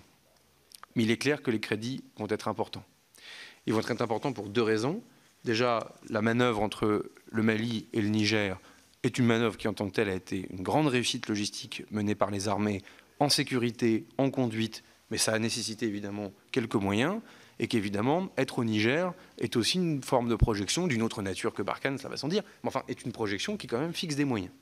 Et puis bien sûr, les moyens de réassurance sur le flanc est de l'OTAN, ça malheureusement, lorsque vous avez voté les crédits de l'année dernière, nous ne pouvions pas savoir que Vladimir Poutine envahirait l'Ukraine au mois de février et qu'il nous faudrait déployer des dispositifs de nature nation cadre, pardonnez-moi, en Roumanie, participer à la police ou à la défense du ciel dans les pays polono-baltes. Bref, donc il est évident que là, il y a une facture. Globalement, Roumanie, Estonie, Pologne, Lituanie, désormais, au moment où je vous parle, on est quand même déjà à quelque chose qui peut se chiffrer autour de 600 à 700 millions d'euros. Bon, tout ça coûte cher. Le carburant coûte cher, déployer des avions de chasse coûte cher. Il faut aussi qu'on en fasse la pédagogie auprès de nos concitoyens. Construire un camp à Tchinku dans de bonnes conditions coûte nécessairement un peu d'argent. Donc tout ça, il faudra aussi qu'on l'assume et donner de plus en plus aussi le prix de ce que nous faisons participe aussi à l'acceptabilité sociétale de ce qui est fait. En tout cas, je pense qu'il faut faire carte sur table pour reprendre l'expression du sénateur Delage. Donc pour les coûts des OPEX, voilà ce qu'il en est. Pour les carburants, Madame la Ministre, je vous ai répondu où est l'argent de l'article 5. Pour l'année en cours, c'est fait, 50 millions d'euros. Pour l'année prochaine, nous verrons bien aussi en fonction de l'évolution des coûts. Fonds spécial Ukraine, nous vous le proposerons par voie d'amendement. Soit en loi de finances, soit en loi de finances rectificative, puisque entre le moment où le projet de loi de finances était présenté au Conseil des ministres, l'édition des bleus budgétaires et l'annonce du président de la République consécutive aux discussions qu'il a eues avec le président Zelensky, évidemment, entre-temps, les calendriers de la guerre en Ukraine ne sont pas nos calendriers budgétaires, et donc évidemment le Parlement aura à le valider. Cela va sans dire. Je précise que je signerai la convention portant création de ce fonds avec le ministre de la Défense ukrainien ce jeudi en marge de la ministérielle de l'OTAN. C'est un fonds de 100 millions d'euros et 2 premières commandes de 2 fois 5 millions d'euros sont déjà engagées. Ça me permet aussi de rendre compte au Parlement de cette affaire. Pour les rythmes de livraison des Rafales, question que vous m'aviez déjà posée, Madame la Ministre, au mois de juillet dernier, peut-être vous préciser que les Rafales d'occasion cédés à la Grèce ont déjà été commandés, comme je l'indiquais tout à l'heure, et ils seront livrés, ce que je ne vous ai pas indiqué tout à l'heure, avant la fin de cette loi de programmation militaire, et que les Rafales d'occasion cédés à la Croatie, ils étaient 12, seront commandés, Madame la Ministre, en 2023, et donc là aussi livrés avant la fin de la prochaine LPM. Et je l'avais indiqué au mois de juillet devant vous, et je le redis de nouveau devant vous, et je l'ai dit à nos amis de Dassault, que désormais je ne souhaite plus que l'armée de l'air et de l'espace constitue le tampon sur les différents exports, et nous sommes heureux des exports de Rafale, mais qu'évidemment on doit aussi garantir l'intégrité de nos moyens. Je regarde le chef d'état-major de l'armée de l'air, qui lui-même très vigilant, et donc je fais un heureux en le rappelant devant vous. Monsieur le sénateur Alizard, sur le renseignement, rassurez-vous, si les crédits de paiement diminuent quelque peu, les AE, pardon, diminuent quelque peu, c'est tout simplement parce que ça correspond au siège de la DGSE. Or, les AE ont déjà été ouverts l'année dernière. Enfin, cette année, pour être précis, 2022. Donc, les AE sont là et on va commencer à avoir des crédits de paiement sur le siège de la DGSE qui, globalement, est une opération autour de 900 millions d'euros, même un peu plus en fonction de comment on calcule. Et donc, vous allez voir désormais les AE diminuer, vous allez voir les CP augmenter. Donc, pas d'effet sur la politique de renseignement en tant que telle. On est sur un programme bâtimentaire avec les effets classiques entre AE et CP. Sur le SCAF, vous m'avez cité, je vous en remercie. Je vous recite ma citation. Il est attendu par Paris que cela se fera. En fait, ça me permet de clarifier cette phrase devant vous. Oui, il y aura un avion du futur. Non, mais je commence par le début. Enfin, oui pour les experts, monsieur le sénateur Perrin. Mais oui, il y aura un successeur au Rafale. Non, mais il faut démarrer par là. Et je l'ai dit à mon homologue allemande. Oui, il y aura un successeur du Rafale qui a vocation à participer à la dissuasion nucléaire aux forces aériennes stratégiques. Oui, il y aura un successeur au Rafale qui aura vocation à participer à nos politiques d'export. Pour donner deux exemples précis de votre question sous-jacente. Et que donc, oui, il y a une vision française et que, comme on dit en droit civil, il faut que ces coopérations soient synalagmatiques. C'est-à-dire qu'il faut que les deux parties trouvent leur compte, comme on dit en droit civil. Et donc, j'ai rappelé évidemment aux Allemands que, et d'ailleurs, il y a les Espagnols qu'on oublie trop souvent dans le SCAF, donc il faut nous pardonner de les oublier, parce qu'ils sont engagés, que, évidemment, le SCAF doit se faire, parce que nous avons besoin d'un avion succession du Rafale, que nous avons besoin d'un système de cloud collaboratif avec l'environnement de l'avion, et que nous avons aussi besoin d'une réflexion avec les drones autour de cet avion. Donc, sur la nécessité que le programme se fasse, quoi qu'il advienne, c'est une réalité qu'il faut, pour le coup, que l'on clarifie tous dans notre position publique. La coopération n'est pas le besoin de l'avion. Non, mais voilà, en disant ça d'ailleurs, je pense vous avoir largement répondu. Et donc cela a été dit évidemment à nos partenaires allemands, parce que nous avons besoin de cette succession. Est-ce qu'à tout hasard, monsieur le ministre, il y a un plan B? Alors, la réalité, c'est que la France n'a pas à rougir de son savoir-faire. Ça veut dire que moi je crois en cette coopération, je l'ai dit à la ministre, j'ai dit que je croyais à l'export, j'ai dit que je croyais à la dissuasion nucléaire et à l'utilité de cet avion pour les forces aériennes stratégiques, qui me semblent deux éléments structurants du programme, quand on le dit comme ça. Qu'après les programmes soient compliqués, tel de Vernon, j'ai une culture fusarienne bien solide, donc que tout ça puisse prendre du temps, que parfois il y a des moments qui soient plus difficiles que d'autres, il faut qu'on l'accepte, les grands anciens aussi l'ont accepté devant nous. Bon, le SEI a été signé, le SEOW devrait l'être prochainement. La réalité, c'est que le contenu de la phase AB est utile, quoi qu'il arrive. Après, il est clair qu'on aura des rendez-vous. Voilà, je vous le dis. Je ne partage pas l'avis de certaines formations politiques peu représentées au Sénat, pour être clair, qui consisterait à dénoncer le SCAF a priori. Je trouve que là, ça ne nous correspond pas, nous Français, dans notre culture, précisément, quelles que soient nos opinions politiques. En revanche, que dans une coopération, il faut qu'on soit très engagé, très engageant, et qu'on dise clairement ce qu'on veut, et qu'on essaie de la faire avancer avec nos industriels respectifs, oui. Ce qui vaut pour le SCAF vaut pour le char. Voilà, pour être complet pour la question que vous ne m'avez pas posée sur le char. PME, alors j'accélère peut-être, Monsieur le Président, mais PME, allez, la famille PME, relocalisation pour une filière de munitions petit calibre. Il faut préciser toujours petit calibre. Vous l'avez fait, je vous en remercie, parce que souvent on donne l'impression qu'il n'y a plus de fabrique de munitions en France. Non, on ne va pas dire ça à Nexter ou à MBDA, c'est pas vrai. Néanmoins, effectivement, sur les petits calibres, c'est pas tant l'Ukraine, c'est le Covid, qui nous rappelle qu'à un moment donné, on doit avoir certaines productions en souveraineté. Ça fait partie de la feuille de route du DGA, de définir aussi dans cette économie de guerre, là où nous n'acceptons plus qu'il y ait des fragilités sur les stocks, des fragilités sous les sous-traitances ou des fragilités sur aussi des outils de production.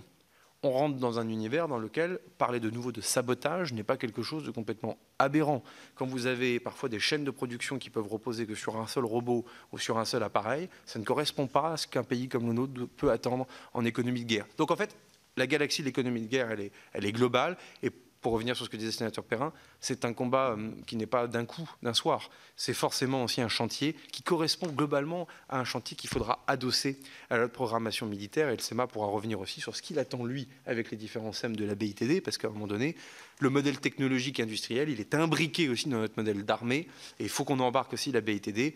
Mais comme, une fois de plus, les gaullistes globalement, ou les communistes d'ailleurs aussi, après-guerre, notamment sous la 4ème République, ont cherché justement cette souveraineté française en essayant d'être pas complètement alignés sur Moscou pour les uns et pas complètement alignés sur Washington pour les autres. Voilà, c'est quand même ça aussi l'histoire française et il faut essayer évidemment de continuer à la faire vivre. Monsieur le sénateur Vaugrenard, alors, je vous rassure, les chiffres qui sont sortis dans la presse de Bercy, c'est pas pour réconcilier tout le monde, mais de Bercy, de l'EMA, etc., sont des chiffres qui sont faux. Voilà, donc je ne peux pas vous dire mieux, parce que précisément, on ne part pas de la courbe, on essaie de repartir des effets militaires réels. Ce qui est d'ailleurs plus compliqué. Il faut dire que jadis, on repartait de la courbe parce qu'elle diminuait. Ça s'appelait le rabot par le haut, RGPP. Là, désormais, la première LPM a déjà traduit des augmentations de crédit. Il n'y a plus besoin de faire cette démonstration, en sincérité. Le vrai sujet, c'est quel est le modèle d'armée que l'on veut avoir. Et on revient sur ce qu'on s'est dit tout à l'heure. Et donc après, évidemment, il faut regarder la courbe que ça donnera. Mais ça, évidemment, ça appartient au président de la République de le dire. Donc je vous rassure, ne spéculons pas sur les chiffres. Et d'ailleurs, je ne peux pas proposer au Sénat de co-construire cette programmation militaire si un chiffre était déjà arrêté. Ou alors je vous donnerai une cible. Et dans cette cible, nous travaillons tous ensemble. Aujourd'hui, il n'y a pas de cible arrêtée en somme ou en courbe. Allez, grand scoop, si ce n'est, comme je vous le disais, qu'on ne va pas commencer à diminuer des moyens qu'on a nous-mêmes augmentés. Donc le sujet, donc la pente de cette croissance, c'est déjà pas si mal pour construire une loi de programmation militaire. Oui. Pardonnez-moi, monsieur le sénateur Alizard. Excelia, d'un seul mot, ils font des choses qui nous intéressent très directement en souveraineté, au-delà de l'intérêt industriel, de là où je me place. Je vais plutôt parler de la nature stratégique de ce qu'ils font. 2, il existe une disposition dite Montebourg qui permet à l'État de s'immiscer dans une transaction si nous estimons que. 3, les équipes de la DGA et du MINAR, mon cabinet pour être clair, en lien avec Bercy, sont en train de faire des tours de table pour ne pas être agressif vis-à-vis du vendeur ou d'un éventuel acheteur, mais dire que nous sommes bel et bien là et que, oui, il y a quelques intérêts de souveraineté sur ce que fait Excelia. Voilà, je ne peux pas vous en dire plus à l'heure où je vous parle, mais j'ai bon espoir, dans les quelques semaines qui viennent, en tout cas avant la fin de l'année 2022, d'être plus disert et plus précis sur Excelia. Pardonnez-moi, j'avais oublié. Cyber DGSE, oui, on continue d'augmenter, monsieur le sénateur. Le déménagement et le nouveau siège n'est pas qu'un changement bâtimentaire. Ça s'accompagne aussi d'une réorganisation profonde. J'ai signé les arrêtés de réorganisation de la DGSE que Bernard Rémier m'avait proposé au début de mon arrivée à Brienne, donc au mois de juin. On a fêté d'ailleurs les 40 ans de la DGSE ce matin dans la cour des Invalides. Le président Cambon représentait le Sénat. Bon, déjà, c'est une boîte, comme on dit, dont l'identité militaire, alors que les militaires n'y sont pas majoritaires, est clé. Je le dis parce qu'on a besoin de cette identité. C'est une originalité que le général de Gaulle a souhaité avec le BCRA. Donc nous avons un héritage là aussi, évidemment, à défendre. Que la réforme qu'a voulu Bernard Rémier, et que nous avons évidemment validée, permet de s'adapter aux nouvelles menaces et aux nouvelles géographies de ces menaces. Prudent dans ce que je dis. Et puis que, évidemment, là où se posera la question pour la prochaine LPM, c'est quels sont les moyens nouveaux qu'il faut donner à la DGSE, et notamment aussi sur le volet cyber et sur la direction technique, sur lequel, là aussi, il faut qu'on invente aussi les nouvelles clés de demain. Voilà. Les agents du BCRA ont réussi jadis à craquer les codes de la machine Enigma. Demain, est-ce que nous serons capables de faire la même chose sur le quantique? Voilà. Ça renvoie aussi à la réflexion sur la LPM. Mais c'est clé, en tout cas, il n'est pas question de déshabiller ou d'abîmer, évidemment, la DGSE. Quant aux comparaisons avec les Britanniques et les Allemands, alors c'est pas très diplomatique de me poser cette question, en tout cas ma réponse pourrait ne pas l'être. On n'a pas à rougir de ce qu'on fait. Sur une audition ouverte et retransmise, je ne peux pas en dire plus, mais dans un format que le président Cambon pourrait adapter sur les questions de renseignement, évidemment on pourrait y revenir, mais on n'a vraiment pas à rougir de ce qui est fait. Monsieur le sénateur Sigoletti, MCO, est-ce que c'est suffisant? C'est toujours la même chose. Quand ça augmente, c'est toujours plus suffisant que lorsque ça diminue. Je pense que c'est le SEMA qui peut répondre avec les SEM. L'effort, en tout cas, qui a été fait, je peux en témoigner. Et vraiment, il faut rendre ça aux armées parce que c'est un travail qui est délicat, c'est de mettre le paquet sur les urgences. C'est-à-dire que les crédits que nous vous demandons pour 23 sont des crédits qui vont directement aller se brancher dans les endroits. Je vous ai donné l'exemple de l'aéronautique tout à l'heure, c'est un exemple clé. Les munitions sont une autre forme, c'est pas de la maintenance, pas du MCO, enfin c'est la même chose. Et pour le coup, pour les munitions, là aussi ça s'accompagne, je sais que vous suivez de près cette question, ça s'accompagne aussi du renfort qui était prévu dans la loi de programmation militaire, des différentes équipes qui suivent évidemment les munitions. OPEX, j'ai répondu tout à l'heure, je n'y reviens pas. Madame la sénatrice Gréau, merci de votre fidélité au SSA. Alors, déficit de médecins et taux de projection médicale, je ne les ai pas avec moi, mais je vous les dois. Donc, je vais demander à mes équipes et je vous les transmettrai, ainsi qu'aux membres de la commission qui seraient évidemment intéressés. Bon, et c'est ça, je vous redis ce que je vous ai dit en juillet, pour moi, c'est clé. On ne peut pas dire qu'on durcit et qu'on fait cohérent si le service qui s'assure de ce soutien extraordinairement central et vital ne suit pas. C'est un service qui a parfois été abîmé dans le passé, il ne faut pas se raconter d'histoire. C'est un service qui a été sursollicité encore récemment, y compris par votre serviteur comme ministre des Outre-mer, où on doit au SSA une grande partie de la résilience du système de soins dans les territoires d'Outre-mer, pour les raisons que vous connaissez, sur lesquelles je ne reviens pas. Que si des soldats, on parlait d'armée d'emploi, acceptent de prendre des risques sur le terrain, c'est parce qu'ils savent aussi que tout sera mis en œuvre pour les secourir et que leurs familles savent très bien pertinemment que le meilleur des soins leur sera accordé. Donc dans le contrat opérationnel, le service de santé des armées est dedans, ce n'est pas un à côté. Ça veut dire que, après je ne sais pas quels seront vos désirs sur la coproduction, la programmation militaire à venir sur le service de santé des armées, pour moi il faut une copie complètement nouvelle sur le SSA, à mon avis avec un bond spectaculaire sur la réserve, qui nous permet aussi en fonction du niveau d'intensité auquel nous sommes confrontés. On a malheureusement le droit d'avoir plusieurs ennuis en même temps. On peut avoir une pandémie Covid, en même temps qu'un attentat de masse qui pourrait saturer Bégin ou Percy, et en même temps un besoin opérationnel en OPEX. Plutôt de la poisse, donc globalement on peut se dire que ces choses-là malheureusement peuvent arriver les unes et les autres en même temps, et typiquement être en capacité d'avoir une réponse avec des réservistes, etc., est un sujet clé. En tout cas, je le renvoie. Pour l'année 2023, on sera à 289 millions d'euros pour le SSA. Là où nous étions à 282 millions d'euros. Donc, ce sont des crédits qui augmentent de quelques millions d'euros, ce qui est quand même significatif. Enfin, deux dernières interventions. Je serai plus rapide pour la prochaine salle, pardon. Monsieur le sénateur Guerriau, sur la réserve,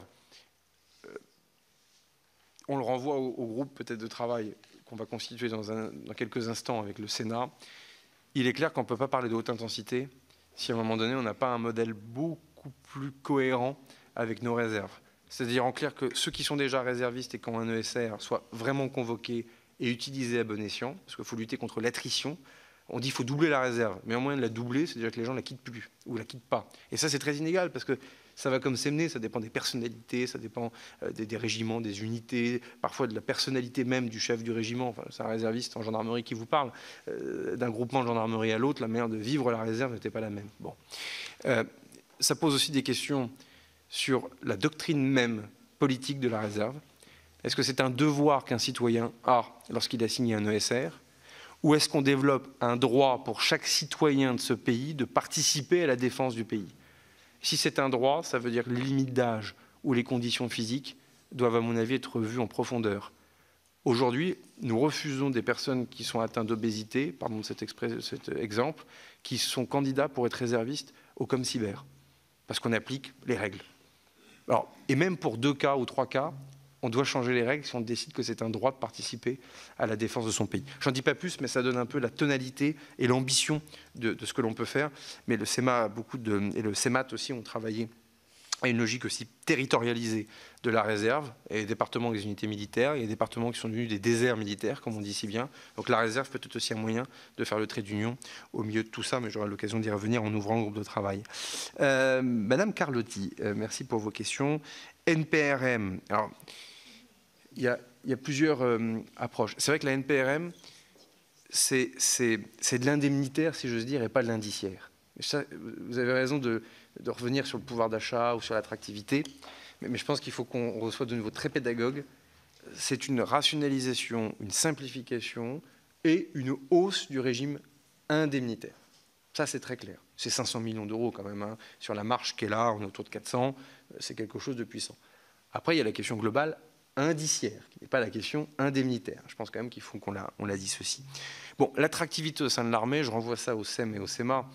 Je ne suis pas certain que la question indemnitaire, ou en tout cas indiciaire, soit centrale dans l'attractivité. En tout cas, ça dépend des endroits. Il est clair que sur les métiers nouveaux, cyber, là oui. Et il y a un enjeu de fidélisation qui est clair. Et vous avez raison de le pointer. Après, quand on va dans des unités de combat, forces spéciales et autres, j'entends rarement parler de ça, sur d'autres sujets. Donc je pense qu'il faut le regarder aussi par unité ou par famille de combattants, où parfois les choses sont un tout petit peu distinguées. Et enfin, plan famille, groupe de travail, oui, j'ai un certain nombre d'idées, je l'ai un peu dit tout à l'heure, notamment sur la manière dont on peut associer les collectivités territoriales. On a trop de sujets pour faire vite encore sur les rentrées scolaires, les familles avec des enfants. Et là, je le vois, il y a un sujet avec les maires ou les présidents de département pour les collèges ou les présidents de région pour les lycées, où parfois, enfin, c'est un ministère qui connaît le plus de mutations dans la République pratiquement. Et là, je pense qu'on peut largement fluidifier encore les choses en matière d'accueil des familles. C'est un exemple très précis. Et la deuxième chose, c'est l'hébergement. Je vous parlais du lien aussi avec les collectivités territoriales. Moi, je le vois dans l'Eure. On n'a jamais mis à contribution le grand bailleur, sous le contrôle de Nicole Duranton, on n'a jamais mis à contribution le grand bailleur de l'Eure pour l'armée de l'air et de l'espace, pour la base aérienne. Donc ça veut bien dire qu'on a encore des tuyaux civils qu'on peut brancher sur les tuyaux militaires et après voir comment on accompagne les collectivités pour ce faire. Pardon, j'ai été long. Je ne sais pas si le SEMA souhaite compléter sur des points durs ou le DGA sur l'économie de guerre. Si vous le voulez bien, on va tout de suite embrayer sur les questions minutes, qui, pour être un peu plus courtes, n'en sont pas moins précises.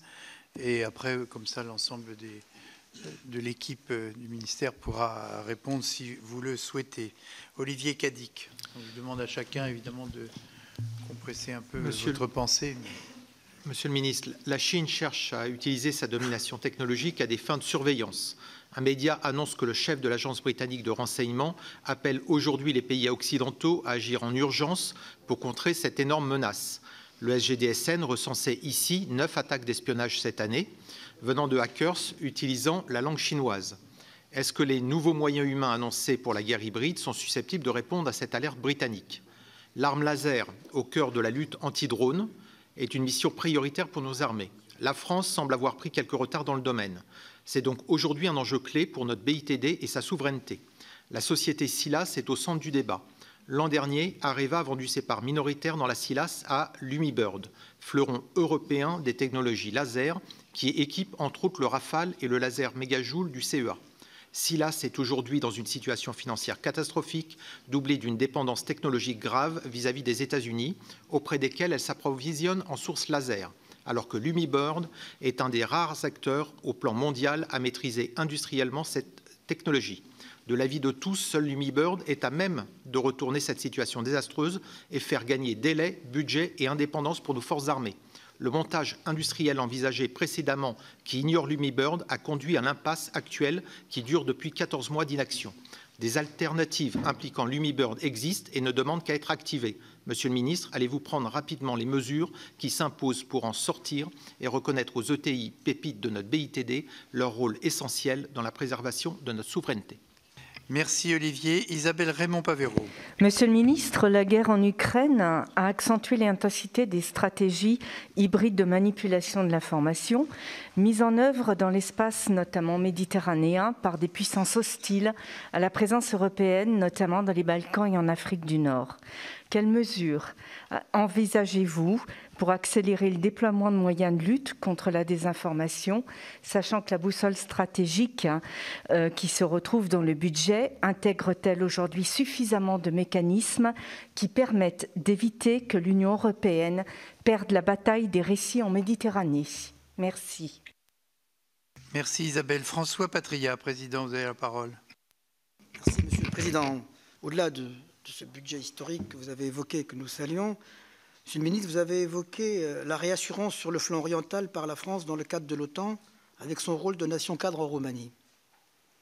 Vous savez que depuis 2 jours, des bombardements ont eu lieu partout sur le territoire ukrainien, et le président Zelensky multiplie ses demandes de matériel militaire et de formation de soldats. À l'heure où la démocratie n'est plus considérée comme un régime incontestable et où notre liberté n'est plus acquise, pour reprendre la formule du président de la République, notre soutien militaire à l'Ukraine est plus que jamais nécessaire. Pouvez-vous nous dire en quelques mots, vous l'avez un peu évoqué tout à l'heure, quels sont sur les 3 grands chapitres d'aide à l'Ukraine qui existent déjà, et peut-être nous dire quel est le nouvel agenda d'accompagnement militaire de l'Ukraine dans les semaines à venir? Merci, Président. Je constate avec bonheur que vos annonces du début de la séance font déjà les grands titres de la presse. Donc vous voyez que le Sénat sert à quelque chose et que vous n'êtes pas venu pour rien. Nous sommes au Sénat et devant la Commission. Nicole Duranton. Merci Monsieur le Président. Monsieur le Ministre, vous avez déjà répondu donc à 2 de mes questions concernant le plan famille et les réservistes, et vous nous avez annoncé que des groupes de travail vont être créés, donc le rendez-vous est pris. Donc j'ai une 3e question. En mars 2021, l'Union européenne a mis en place la Facilité européenne donc pour la paix. Donc l'Union européenne est désormais dotée d'un nouvel instrument, bien sûr financier, qui couvre toutes ses actions extérieures ayant des implications militaires dans le domaine de la défense, bien sûr. Donc le fonds budgétaire est d'une valeur approximative de 5 milliards d'euros pour la période 2021-2027, qui est financée bien sûr par les contributions des États membres de l'Union européenne. Donc la Facilité européenne a servi donc concrètement dans le contexte de la guerre en Ukraine. Donc la France participe à quelle hauteur, et pensez-vous que dans l'état donc de l'évolution du conflit, que celle-ci devra être rapidement rehaussée? Je vous remercie. Merci Nicole. Guillaume Gontard, Président, vous avez la parole. Oui, merci Monsieur le Président. Monsieur le Ministre, votre prédécesseur a engagé un processus de verdissement de nos armées qui était absolument indispensable, tant en termes de coûts, 860 millions d'euros avant la crise énergétique et sans doute proche du milliard depuis, que de consommation, 10 TWh. La défense est le plus gros poste énergétique de l'État. Et en cette période de crise énergétique structurelle, et alors que l'inflation vient d'être très largement encaissée l'augmentation de crédit de 3 milliards prévue par la LPM, il est de plus en plus indispensable, tant de point de vue écologique qu'économique, de renforcer l'effort de sobriété de nos armées. Alors, d'abord sur le bâti, et vous l'avez rappelé, c'est aussi le confort des militaires et des familles. Le ministère prévoit le remplacement de 1600 chaudières charbon et fioul d'ici 2031. L'effort pour 2023 portera sur 150 chaudières pour quelques 10 millions d'euros. Cet effort n'est pas plus rapide que celui qui est demandé aux Françaises et aux Français. Et donc il me semble que du coup aussi dans la défense, on doit pouvoir être exemplaire, et notamment sur la question de rénovation globale des bâtiments. Et puis sur la question des transports, qui est le principal poste de consommation énergétique, vous l'avez d'ailleurs rappelé, les efforts restent légers. D'ici la fin de l'année 2023, on aura atteint 25% du parc de véhicules administratifs équipés de véhicules à faible émission. Et le ministère évoque 1% de biocarburant dans les avions. On est encore de l'ordre du symbole. Donc est-ce que vous voulez connaître un petit peu les orientations et les réflexions existantes en matière de réduction de consommation, et que ce soit en matière de logistique, de déplacement ou de développement de nouveaux équipements? Merci. Merci, Président. André Guiol. Merci, Président. Je souhaiterais rebondir, Monsieur le Ministre, sur la loi de programmation militaire que vous avez évoquée dans vos propos liminaires et à plusieurs reprises. En mai dernier, la Cour des comptes a formulé plusieurs recommandations concernant cette loi de programmation militaire, et le rapport de la revue Cambon, inquiet des conséquences que pourraient avoir les dégradations des finances publiques sur la poursuite des efforts de défense, préconise notamment, alors je cite, d'exploiter davantage les synergies et les opportunités européennes, en particulier dans le domaine de l'armement. Si l'avantage en termes de partage des coûts, de développement et de consolidation de l'industrie défense est évident, il s'agit aussi tout simplement de conforter l'autonomie stratégique européenne, devenue encore plus impérative dans le contexte de la crise ukrainienne. Quelles leçons peut-on tirer de l'expérience du SCAF, puisque SCAF il y aura? Et quelles sont, de façon plus générale, comment pouvez-vous tracer des perspectives en matière de coopération européenne? Merci André. Enfin, Alain Casabonne. Merci. Ma question est d'autant plus courte qu'elle ne nécessitait pas une réponse urgente, mais je suis parti d'une phrase du ministre, c'est-à-dire qui a dit « Les dépenses assurent-elles l'efficacité d'une armée ?» Et par temps de ça, j'ai essayé de mémoire de me souvenir les budgets militaires, États-Unis 700 milliards, la Chine 200, la Russie 110, et l'Europe rassemblée 560. 560, 700, on peut se dire on est la deuxième puissance militaire au monde. Donc il y a une réflexion à avoir. Est-ce qu'il y a eu déjà des études ou est-ce qu'il faudrait faire des comparaisons pour voir l'efficacité d'une armée Est-ce que c'est le commandement intégré? Je ne sais pas, je ne connais pas la réponse, c'est pour ça qu'il n'y a pas de réponse de suite. Mais on doit se poser la question, pourquoi l'Europe, avec 560 milliards de budget militaire rassemblé, n'a rien à voir en comparaison avec les 700 milliards des États-Unis? On a la nuit pour répondre, là. Monsieur le ministre, voilà le deuxième train de questions. Un peu l'heure, question courte, réponse courte. Merci. Je termine par la fin, si vous m'y autorisez, avec le sénateur Casabonne. Évidemment, plus il y a de l'argent, plus ça donne des capacités à faire. Mais la notion d'efficacité, ça sera le cœur de nos réflexions. Et la notion d'efficacité, défense du territoire, intérêts vitaux, quid dissuasion, efficacité, forces spéciales, culture des forces spéciales de chaque pays, capacité à prendre des risques, à mener des opérations discrètes. On n'a pas tous la même culture, et plus d'ailleurs les armées sont vieilles parfois, plus elles ont ce savoir-faire-là. Efficacité, c'est quoi? C'est la qualité des états-majors, la capacité à avoir des académies militaires qui font qu'on a des têtes bien pleines, bien formées. On a parlé de la BITD. La BITD fait partie de l'efficacité quid. Pardon de le dire, mais la capacité à viser juste. Non, mais la masse, parfois, fait la différence. C'est sûr que plus on tape, plus on finit par toucher les objectifs. Parfois, dans une forme de sobriété, on a aussi l'exigence. Bref. Donc, en fait, la notion d'efficacité, ça sera un mot clé dans la prochaine LPM. Parce que sinon, ce sera la génération de parlementaires et de ministres dont on dira, ils sont sympas, ils ont ouvert des crédits, plusieurs milliards d'euros, mais à quoi a servi cette armée avec plus d'argent? Donc, ça, il faudra y répondre. Alors, évidemment, j'ai plein d'idées, plein de propositions à faire, mais c'est forcément quelque chose qui doit se faire de manière aussi collective. Et donc ça, on y reviendra. Peut-être que sur SILAS, le délégué général à l'armement, si le sénateur Cadic en est d'accord, pourra y répondre, parce que c'est lui qui est à la manœuvre. La lutte informationnelle de manière globale, le SEMA a élaboré une doctrine avec des effets intéressants, je pense qu'il voudrait y revenir. Sur le soutien pour le ministre Patria, le ministre président Patria, sur le soutien militaire à l'Ukraine. Bon, il y a eu plusieurs phases. Première phase, je ne reviens pas pour être rapide, vous avez rappelé les chapitres. On rentre dans un quatrième chapitre. Un quatrième chapitre avec ce fonds, qui est une innovation que personne n'a fait jusqu'à présent. C'est-à-dire, en clair, on ouvre une ligne de crédit de 100 millions d'euros aux forces armées ukrainiennes de dire à la BITD française ce dont elle a besoin, et c'est à la BITD française de produire. Je le dis parce que ça évite la critique du prélèvement sur le stock de nos armées, et que c'est un des moyens aussi pour la BITD française de s'entraîner à la résilience et à la réactivité d'une puissance en guerre qui peut avoir besoin de munitions ou de matériel vite. Donc c'est un cas pratique que j'assume aussi, parce qu'elle est bonne pour notre BITD, parce qu'elle permet de montrer que lorsqu'on a vraiment besoin, et si nous-mêmes nous avions vraiment besoin, comment on fait pour aller vite.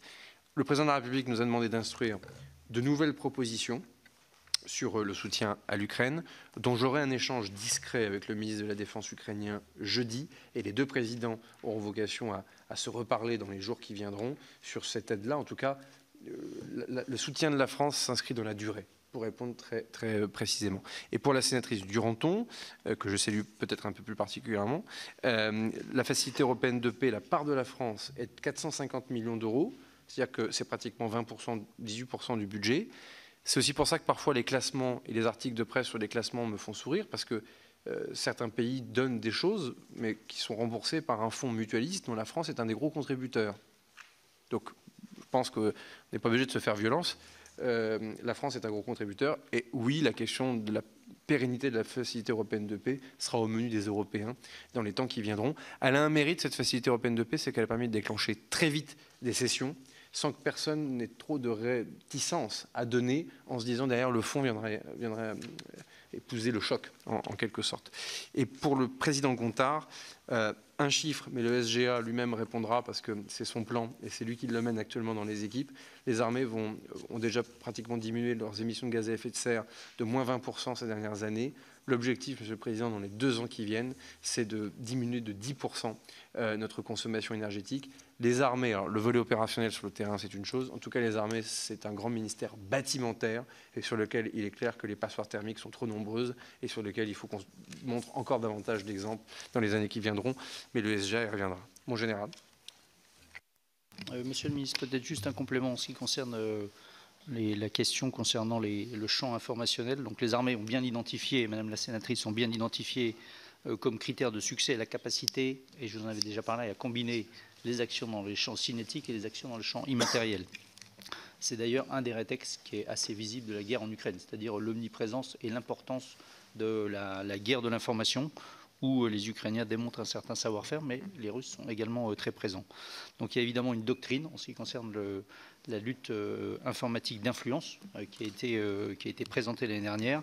Il y a des structures et des unités qui sont chargées de le mettre en œuvre. Et il y a aussi des actions qui sont conduites, mais qu'on réservera peut-être dans un autre format, avec par exemple la riposte qui a été conduite à Gossi, au Mali, sur la première partie de l'année. Voilà. Alors, je vais me permettre de répondre à deux questions, à la fois la question sur SILAS, monsieur le sénateur, et également une observation rapide donc, sur l'autonomie stratégique européenne. Sur SILAS, alors c'est un sujet que l'on connaît bien. Vous avez parlé, monsieur le sénateur, des armes laser. Vous vous souvenez que quand j'étais à l'Agence de l'innovation de défense, on avait financé effectivement un projet qui s'appelait LMAP, qui est un projet de neutralisation de drones à base d'armes laser. Donc SILAS fabrique entre autres des armes laser, mais beaucoup d'autres choses, des systèmes de ciblage et d'illumination. Je rappelle pour la Commission que l'Humibird est aussi un acteur qui est un fournisseur mondial de diodes laser, notamment pour le spatial, qui effectivement est un fournisseur de référence et qui joue d'une très bonne situation financière. Alors pour suivre ce projet, je rappelle également que nous avons au sein de la DGA un service qui, comme son nom ne l'indique pas, s'appelle le S2IE, qui est le service des affaires industrielles et de l'intelligence économique, dont le but est justement de prendre garde à que tous ces actifs critiques et ces sociétés critiques pour la base industrielle et technologique de défense, qui, je le rappelle, compte 4000 PME, en plus des 13 ou 12 ou 13 fournisseurs majeurs, soient préservés. Donc c'est bien notre rôle de faire attention et de prêter attention à ce type de projet. Où est-ce qu'on en est aujourd'hui? Le projet de reprise de SILAS est prêt. Nous attendons l'avis de la DG Concurrence de la Commission européenne. Cet avis est attendu pour le 14 octobre prochain et nous espérons évidemment un avis positif qui permettra la reprise, comme vous l'avez signalé, par les deux repreneurs pressentis que sont Safran et MBDA. Je rappelle que les actionnaires actuels sont Ariane Group à 63% et l'Humibird à 37%. Donc l'actionnaire cible, c'est quoi? L'Humibird gardera ses parts, ce qui devrait contribuer à vous rassurer. Safran MBDA rachète les parts d'Ariane Group via une co-entreprise ad hoc et une fois ce projet de cession acté, nous ferons en sorte qu'il y ait des modalités de fonctionnement permettant de conserver ce développement de la filière laser en France. Donc ça, ce sont les dernières informations sur ce projet et donc suite, je pense, dans quelques semaines, mais nous prêtons une grande attention au fait de conserver cette compétence de l'Humibird dans l'environnement de SILAS. Il y avait une question sur l'intérêt, et notamment au vu des discussions sur le SCAF, de la coopération et de l'autonomie stratégique européenne. Alors, on parle beaucoup du SCAF MGCS. Je rappellerai quand même qu'il n'y a aucune aventure industrielle un peu ambitieuse qui se soit faite du premier coup et sans difficulté. Donc, faut, là aussi, je pense, nuancer un petit peu les propos. Le SCAF ne met pas en péril ni n'anime à lui tout seul l'ensemble de la coopération européenne. Il y a des choses que l'on doit effectivement faire seul, il y a des choses qui, si on veut qu'elles soient suffisamment ambitieuses, on peut les faire à plusieurs, et il y en a pour lesquelles on n'a pas tellement le choix. Je pense par exemple dans le domaine des matériaux, dans le domaine des processeurs, eh bien, on ne pourra pas forcément faire seul, et donc il y a un intérêt évident à pouvoir le faire en coopération. Je ne reviens pas sur les différents outils qui sont aujourd'hui à nos dispositions entre la coopération structurée permanente, les DIRPA, les nouveaux instruments qui sont mis en place ou le rôle de l'OCAR. Simplement revenir peut-être sur l'opportunité qui est la nôtre aujourd'hui avec le Fonds européen de défense, qui est quand même une première et qui est doté de 8 milliards pour la période 2021-2027. Je dis que c'est une première parce que c'est véritablement un fonds qui est dédié au financement de projets, des activités de recherche et de développement pour le monde de la défense. Et ça, si vous vous souvenez, il y a quelques années, ça n'était pas véritablement à l'ordre du jour et je m'en souviens avec mon passé d'entrepreneur de manière assez vive. Et donc ce FEDEF va concourir effectivement à la relance de l'économie européenne.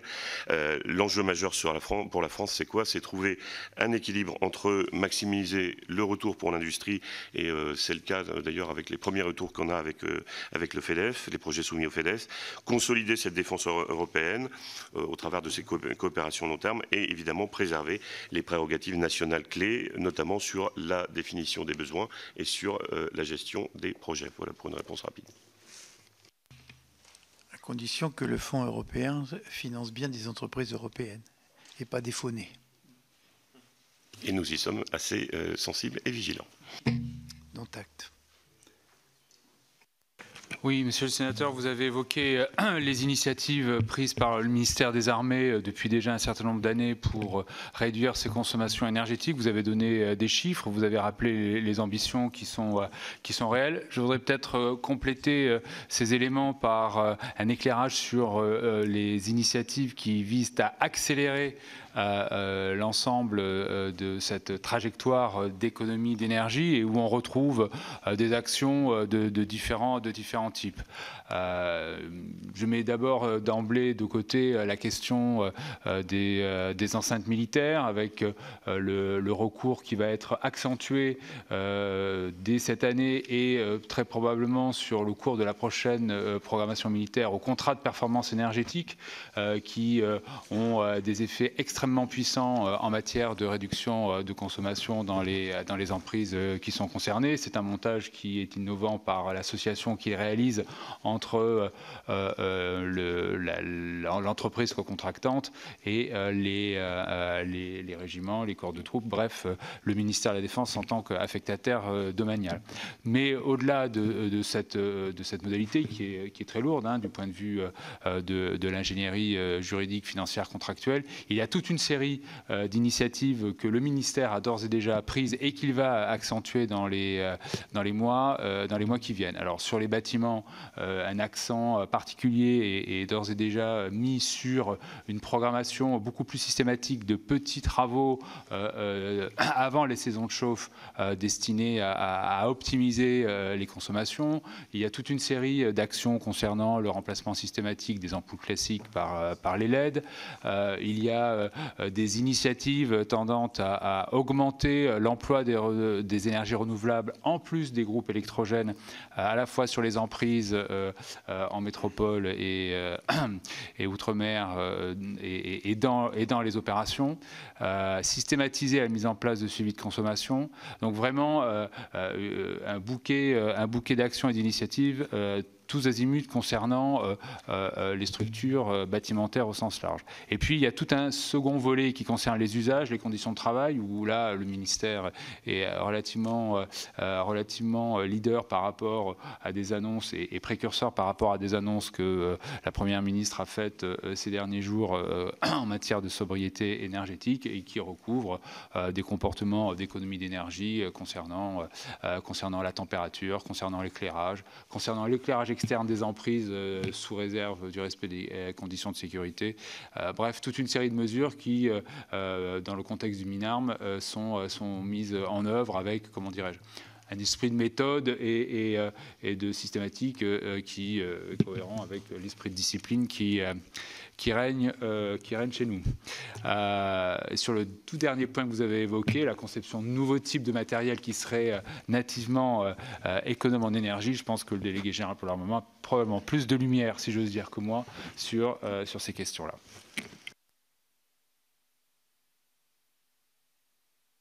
Je peux rebondir évidemment sur le fait de dire que dans la conception des nouveaux systèmes et de nouveaux systèmes d'armes, c'est évidemment un impératif qui sera pris en compte dans l'évaluation des différents projets et propositions qui nous seront faites et que de toute manière, économiser de l'énergie est également un avantage opérationnel. Il n'y a pas d'intérêt à avoir des systèmes qui sont gourmands en énergie, bien au contraire.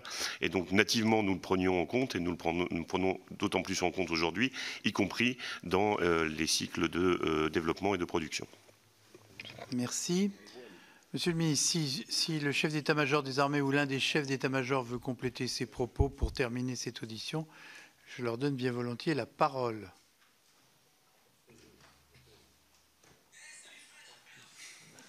Ah, Monsieur Patria devient ventriloque. De toute façon, vous n'échapperez pas à une audition spécialisée, puisque rendez-vous est pris pour examiner un peu les crédits de vos armes respectives. En général, non. Bien. Monsieur le ministre, ainsi se termine cette première audition budgétaire. Je crois que tout le monde aura compris, et vous l'aurez compris vous aussi, par l'ensemble des questions précises qui ont été posées par mes collègues, et je les en remercie.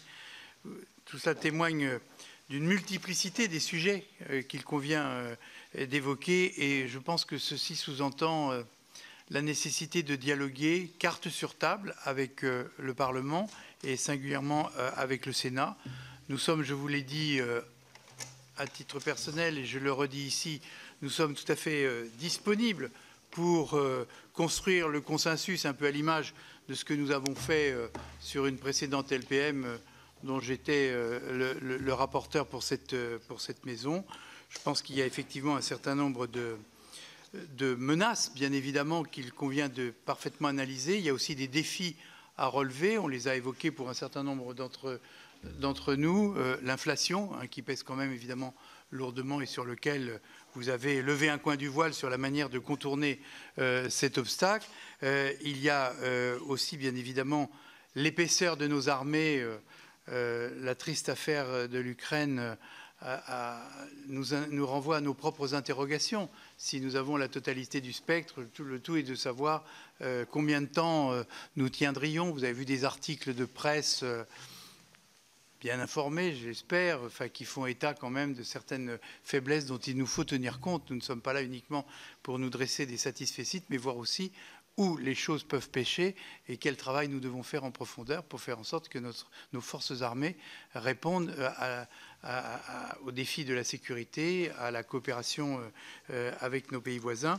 Ce qui me permet de terminer par ce dernier point, les coopérations capacitaires. Nous avons pris bonne note des espérances que vous avez formulées. Il nous arrive parfois d'être un peu plus sceptiques que vous parce que nous rencontrons nous aussi nos excellents collègues allemands et j'espère qu'ils nous entendent pour leur dire qu'il faut qu'ils se hâtent de répondre à nos invitations successives pour que ce dialogue puisse se développer, car nous savons que dans la répartition des compétences institutionnelles en Allemagne, le Bundestag notamment joue un rôle essentiel. Il est important que nous soyons aussi en phase. Nous pensons que ce projet de SCAF, et pareillement le MGCS, étaient de bonnes idées, avec un bon équilibre dans lequel chacun des deux partenaires devait trouver sa part. Il convient que nos industriels, au premier chef, se mettent d'accord. Je crois que des discussions ont lieu sur ce sujet. Mais il faut que aussi, politiquement, on puisse, y compris au niveau des parlements, y voir parfois un peu plus clair, parce que des déclarations telles que celle du chef d'état-major des armées allemandes qui a déclaré, je crois cet été, qu'il préférait des F-35 qui roulent et qui volent à des projets fumeux en Europe. Je pense qu'il faut éclairer ce paysage et puis se parler clairement et franchement, car sinon, et c'était l'objet de ma propre question, il y a aussi des plans B qui existent. La France n'est pas dépourvue, vous l'avez dit vous-même, donc il faudra évidemment en tirer toutes les conséquences. Voilà pourquoi nous restons lucides, bien évidemment, ouverts au dialogue.